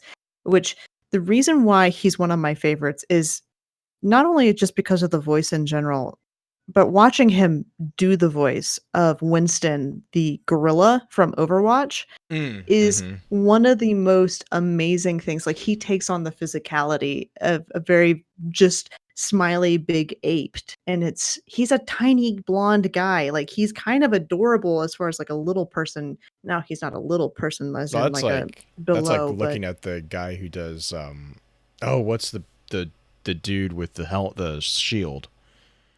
The giant guy. Reinhardt. Yeah, Oh Reinhardt. yeah, Have you ever seen God, him? he's good too. Like Yeah, he's I an just love watching. amazing voice actor, but it's the same thing. He's not like a big guy. And No, he's he very can small. and the cool thing He's is shorter when than all of them. they can like snap into it in and out because he can, and Mhm. he has there was a clip of him doing it on the floor of I think it was E3, it might have been PAX, but like he was in the corner, he was just like in a corner randomly, and someone was talking to him, and he just snaps in and out of it, and it's like, wait, what? Like, That's one of like if you watch any of the Overwatch videos of like voice actors, and that's actually something I used to search for on YouTube on fairly regular basis because they all go to the different PAXs and do mhm. panels and stuff together because all those voice actors are just kind of at this point really big names. He's always walking around with the cosplayers, basically doing voiceovers for them as they're walking down the hallway. That's awesome. And so you That have is these guys in amazing. giant suits who can barely fit through doors because they're Reinhardt, with this tiny guy following them, just doing the voice of Reinhardt. It's amazing. Oh yeah, I can't pronounce it, but I know which character that is. Kodamine? Kiri Kodamine. Yeah. Yeah, he's a really good one. He's also just really funny too. He does a lot of the fun stuff when it comes to the voice actors. What's your number 2 though? My number 2 is gonna be not a surprise to anybody, but it's actually Morla. Morla is, Yeah. and that's mostly, I'll be honest, it's mostly because of like actually knowing her. It's just like she's actually, to be honest, she's actually the one that really opened my eyes to just how awesome voice actors can be. Like not just like I've always appreciated the voice actors, but like talking with her and getting to know her and like actually seeing like kind of behind the scenes and talking to her about all the crazy stuff that actually goes on, it's just like it's opened my eyes to even more of that world. So yeah, she's my number 2. She was fascinating to talk with at Guardian Con this year. Yeah, I mean, she's in I'm assuming you probably know. She's the narrator, I think, and I think she's the narrator. Well, she's one of the characters in the Westworld VR thing that's coming out, which was a huge thing that I think she said she's been waiting almost a year to actually be able to talk about that. But yeah, Morla is, the amazing thing is when you hear Morla speak, like normal Morla sounds nothing like Eris. Like, she is very bubbly, guys. Like, she's not like annoying bubbly, but she's a very happy person. She's just a very bright and loving and happy person.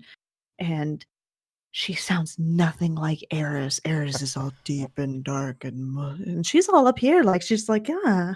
And it's like, okay. Which, when you talk to her, we kind of talked to her about we talked to her about that, like in our episode way back when we first met her. We actually talked about that because like you can even tell the difference if you're just listening to like her on any of the podcasts that she's been on. Like, her natural voice is not very anything like almost none of the characters that she has played. Or she plays very dynamic voices. She is very, her voice is very dynamic. Yeah, and it's like, but that's what I mean. Is like talking to her about like how she does that is just, it's just like, it's fascinating listening to like all the stuff that goes into it, and you know, all the, because like she's the one who does the Omnigul scream. She is the reason that you have hive sounds in Destiny, and like that part is like fascinating, which also makes it really cool that she's also the voice of Eris. I found that interesting. And how closely tied together. Yeah, I found that kind of a fun little connection. Even if it is somewhat accidental. Yeah, it was and it wasn't interesting enough. As far like, as her ability. Yeah. Oh yeah. So my number 2 is somebody I started really listening to as far as voices, thanks to a certain online D&D game that has been going on for quite a while now.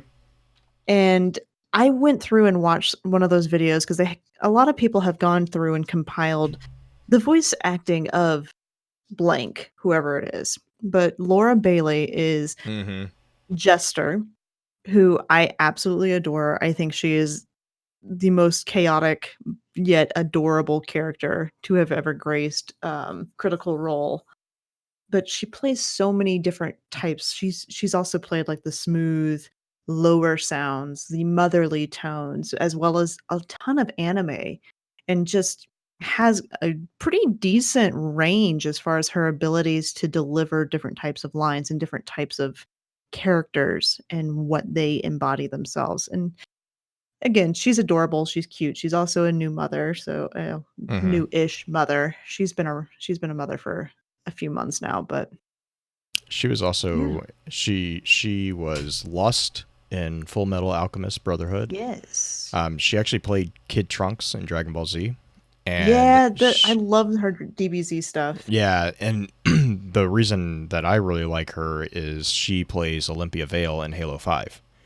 And she's also in Hunt the Truth and in Halo 4 as Rivera. But the fun thing about Halo 5 is, so she plays Olympia Vale, who is on Osiris' team. Travis, who is her husband, plays Fred, who's on Blue Team.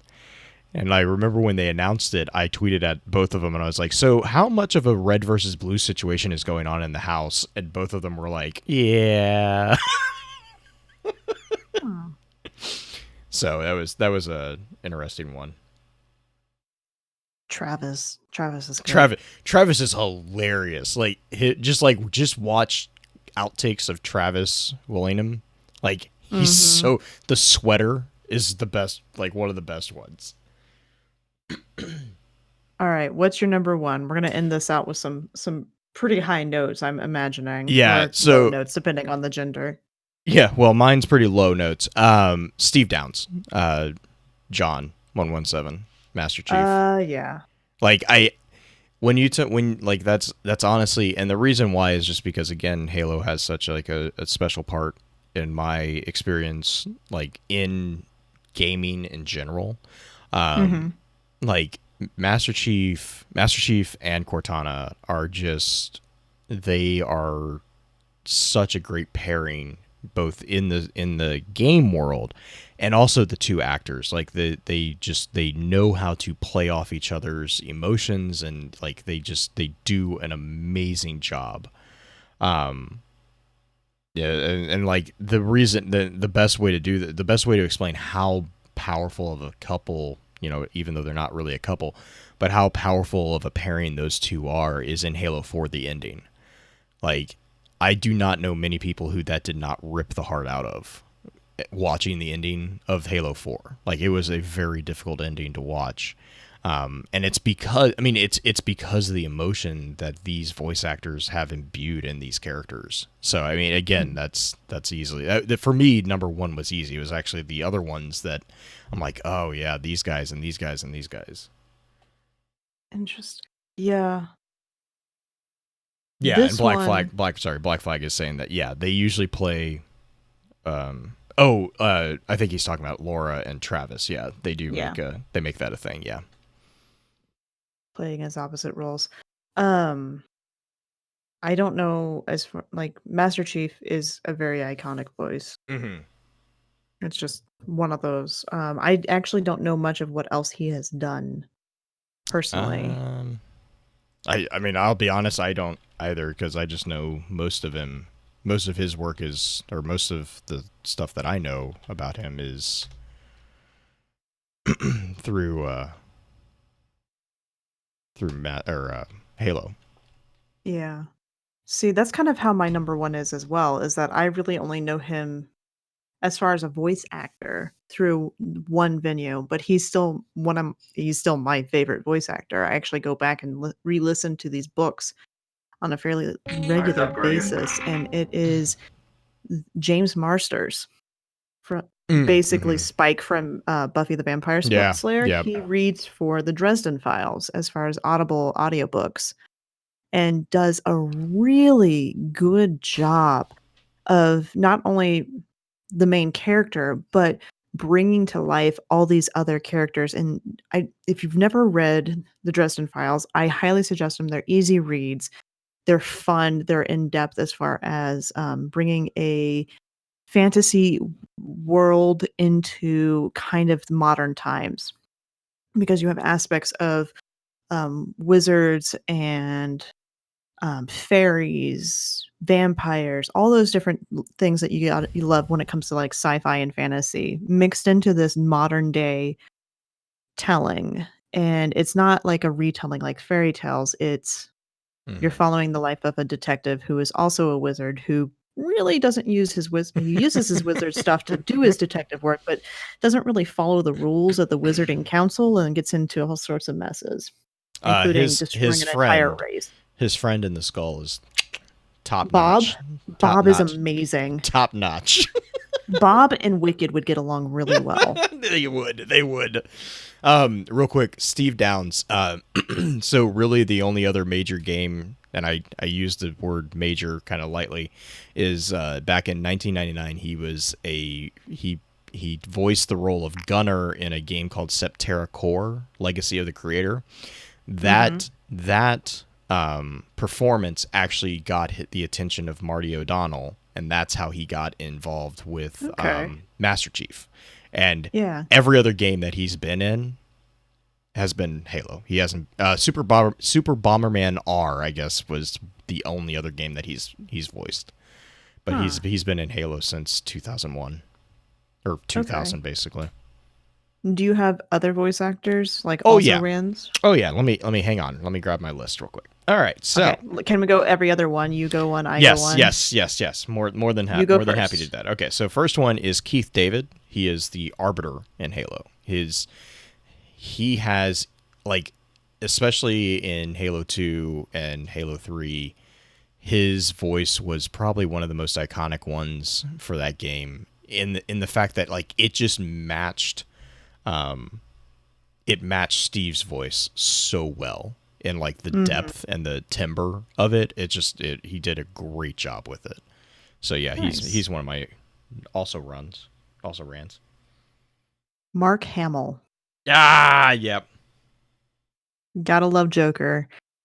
And yeah. Any character that he does, really. Joker's just so iconic. All right. Your turn. Kirsten Potter for Marasov. Yeah. I like Kristen a lot. Matt Mercer. Yeah. For a variety of different roles. He's actually in Destiny too. He is the human male.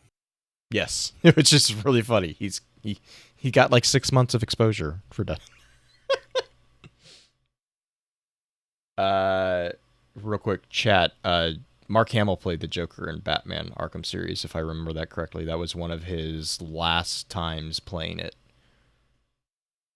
He was really, I think that was kind of a bittersweet thing for a lot of people because he knew going into that recording I think he had come out and said that was going to be one of his last times doing it.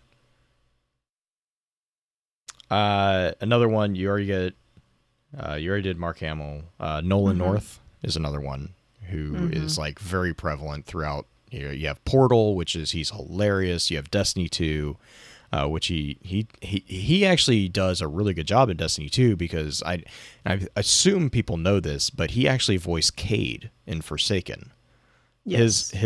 He was the one who was voicing Cade for the Forsaken component in that cutscene. So he's got Nolan North has a very versatile voice as well. And yeah, North did Forge in Halo Wars as well. My last one is Fred Tatasciore, who does the voice of Dad or Soldier 76, as well as a Oh, yeah. huge amount of different characters. Huge amount. He's quite prolific. He's in like Scooby Doo, Invader Zim, DC Superhero Girls, American Dad, all the different things. Like he's just very prolific. amazing. Mhm. He's even in Shazam. Is he really? Yeah, he's Sin. Oh, that's nice. So the last ones is basically I've started listening to more and more podcasts as I kind of get more familiar with this weird landscape of audio performancing. The Parcast Network actually has a really good robust group, and I feel terrible because I don't know most of their names. But if you look at the Parcast Network, the voice acting cast that they have is awesome. The other one that I really want to call out is Hunt the Truth. Their voice acting cast is just top notch. And this is the one that I kind of mentioned. You might kind of be surprised at some of these names. It's Keegan Michael Key is Ben Gerard. Mhm. Kumail, I think it's Nanjani, who's Mashak. Oh, That guy, yeah. holy, oh my gosh, just amazing. Kobe Smulders does Petra Janicek, which she does an amazing job with that one. I'm going to butcher this other name. Peter Serafinowicz does Black Box in season 2, and he does just spot on. He's another really good AI voice. And then Janina Gavinkar is Maya or Pharaoh. Why are there grenades under my bed? Best Mashak is I love that character in that. If you haven't listened to Hunt the Truth, just go listen to it. It is probably one of, if not the, well, no, it wouldn't be my favorite, but it is up in the top 3 of podcasts, audio dramas. And it's not just because it's Halo. It's actually because it is so well done. It just hands down, it is a great thing. The entire cast did an amazing job. Mark Hamill's actually in it as well. Season 2, he's in it. There's a number of big names that actually show up in it. So, yeah, yeah, Nice. yeah. So yeah, there's so many good ones out. Well, that's the thing is I feel bad because it's Elder Scrolls has a ton of them, and they're all hidden. They're very well hidden. Yeah. My goodness, I don't. It's one of those things. It's like picking children. Right. Yeah. It's yeah. I know my favorite one, and then everyone else is kind of the same. Right. That's what you meant, right? Sure. I'm gonna tell Morla that she's not your favorite. Oh my and that god, she's just like everybody she else. is my favorite human being. Okay, Steve Downs we've been in a relationship longer. You're cheating on Morla. It's fine. I'll tell her. She'll be fine. She'll be fine. She'll be fine. I'm okay, let's be together. fair. Let's be fair here. If the person that beats you in voice acting is the voice of Master Chief, how upset are we going to be? I don't know. I'm not. I'm Morla. God bless it. Bad blue. Yeah, bad blue. I'm just digging that hole deeper. I'm gonna send her a link to this podcast. You realize I'm gonna edit things so bad. Have fun with that. Thank you guys for joining us for top 3. Why did the podcast drop from 25 minutes to 10? Blue cut out everything of greens. Thank you guys for joining us for top 3. You guys are amazing. Thank you again for sending us your suggestions, because those suggestions are just so juicy and so good. We just can't stop just using them. So please continue to send suggestions. We will see you next week. And remember, everybody loves a list. Oh, darn, the recording didn't take. We have to do it again, where Blue doesn't get himself in trouble. I won't send her the link. No, I'll probably send her the link, to be honest. I'll probably be like, please forgive me, I fucked up. I was tired. Leave me alone. It is. It's like 1:15 in the morning for you. Yeah. And being sick. Yeah, that's... Yeah. Yeah. My manager was like, you need to get rest. I'm like, yeah, that's a great idea. Let me record for the next 4 hours. Bye. They're like, I thought you couldn't talk. I can't, but I'm going to try really hard. It's like you actually warmed up to it, though, partway through advanced episode. Yeah, it's one of those things where it's like, I mean, well, I'm sure you know. Like, I'll find that, like, as I talk, it like, there is a point, though, that it will, like, I'm sure you probably noticed this, too. There was a point there that I was like, ew! Like, my voice was just like, and we're done. We're going to need you to take a break. Mm-hmm. Pens, are you going to be paying for staying up so late tomorrow? Do you have class tomorrow? You don't... Yeah, that's what I'm wondering. You unionize against yourself? Yeah. The personalities don't agree with that, so... Oh, no. No class. Okay, good. Don't want you, like, going in there just dragging. I'm going to go read about hacking iPhones. Yeah, that is a weird thing that I heard this morning. It's better than what I heard this morning. Oh? Oh, yeah, we're doing work. What the fuck? Just... What's going on? Oh, you did a release last week, didn't you? Or No. Well, no. I can't say on air. Like, okay. I legitimately can't. No, I can tell you about it. I can't say it on live. Right. No, you're good. Let's just I'll put it this way. Decisions were made that don't make any sense. When they don't follow the reasons that were given for the decisions to be made. If that makes sense. It's That's unfortunate. Frustrating is the nice word for it. And then on top of me being sick, like literally half the week, I was like, well, that's why I was just like, this is just the fucking cherry on the top. Yeah. Next week we have Halo next week. Hey, Pins, we have you next week. Pins, what I meant to ping you. What concept or what aspect are we talking? Because I want to make the banner. He's been talking about it in chat, I thought. Did he? Okay, I'm sorry. I feel bad. Not like our show chat or chat? Extra lore. Extra lore. Because I think he was asking for suggestions a while back, if I remember correctly. I know we were talking about secondary characters in Halo. ODSTs.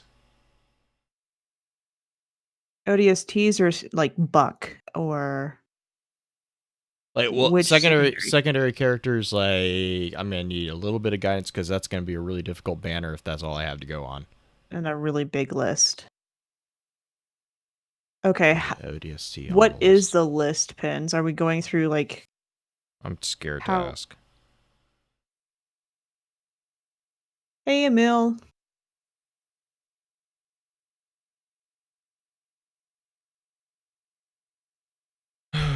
We're actually done recording all 3 shows at this point. We actually stopped early tonight by a tiny bit.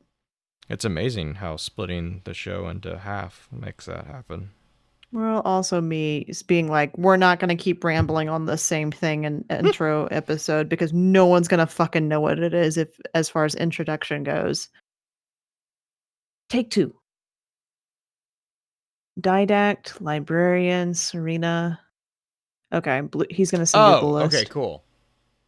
Yes. That list is fun. That's going to be... That's going to be a fucking confusing conversation, too. Are we talking... Oh, wait, are we doing Forerunners? Because Jesus Christ. That's still... I still haven't finished that trilogy. God bless it. Really? I don't know who that is. Who is that? It's a secondary character. Well... Thank you, obvious. Hang on, let me make sure I'm remembering this one right, because I think that's another one from... Yeah, well, that's what I mean. Are we doing the Forerunner trilogy, or are we gonna do...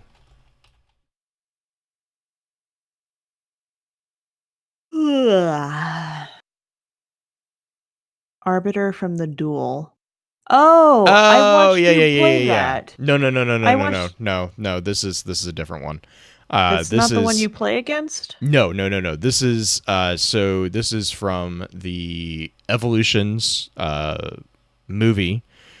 Which is actually if you haven't seen Evolutions, the movie Halo Evolutions, go watch it. It's fucking amazing. But Fa Chavami is the arbiter that is in the short. Was it, what was that? Was it The Duel? Is that what it's called? Okay, The Duel. That's the short that's in the it's like I think that one is 5 minutes long. Okay. But I want to say I'm going to check real quick. I am 1 of 5. 21 minutes long. Pens grabbed a YouTube link. Halo Legends is actually on Netflix.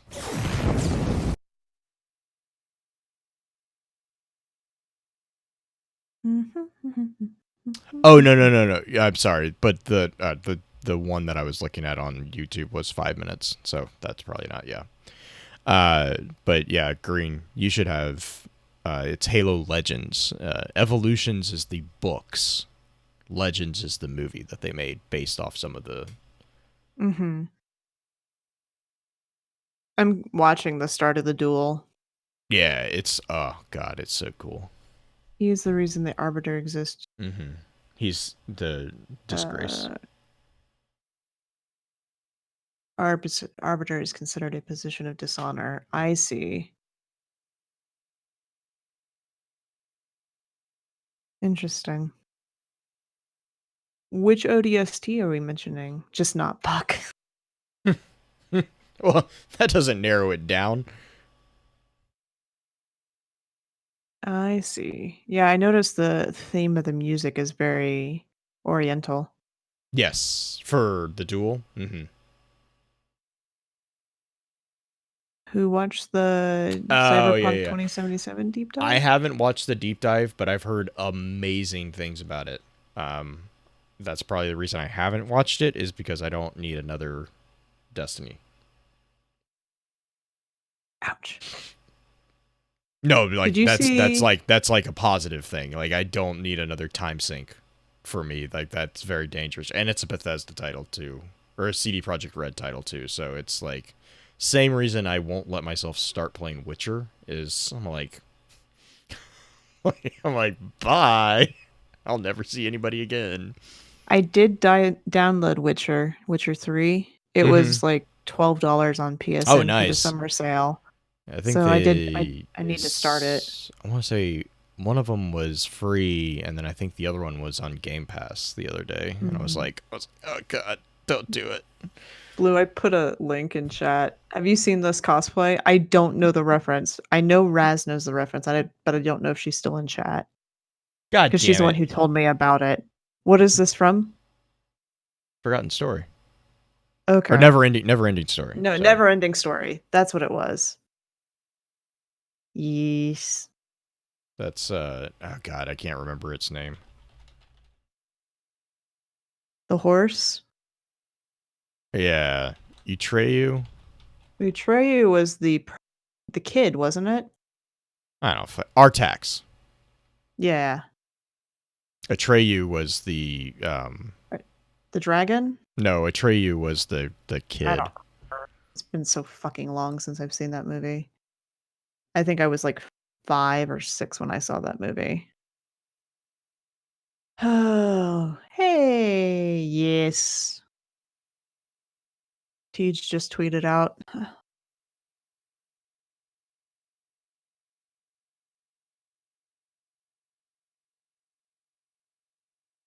What'd I do? Tej just tweeted out at us. Huzzah.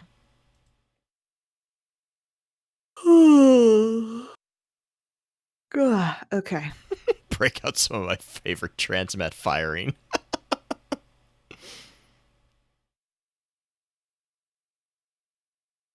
I'm trying to think of a funny response, but I can't at the moment. My brain is dead. Pins. What do you say? BB can join the seventh ring. Damn. Damn. I love BB. Like, come on. You can't. Come on.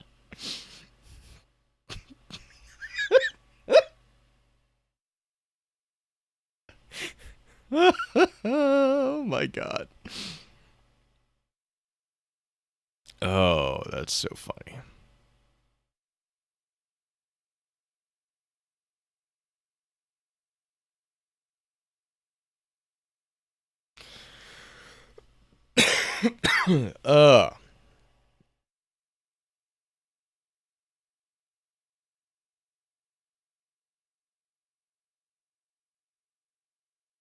Let's see.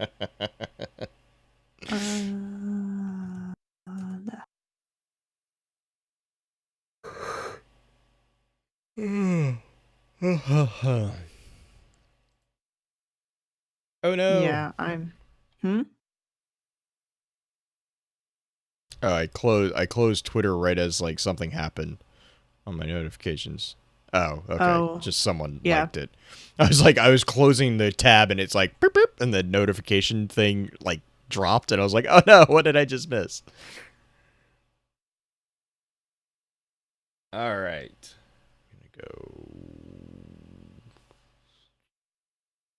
I'm Gonna be really creepy. It's fine. This is fine.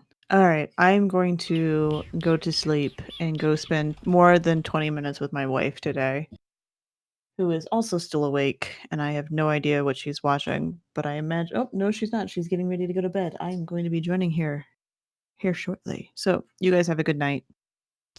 Same to you. Bye. Bye, stream. Bye, chat.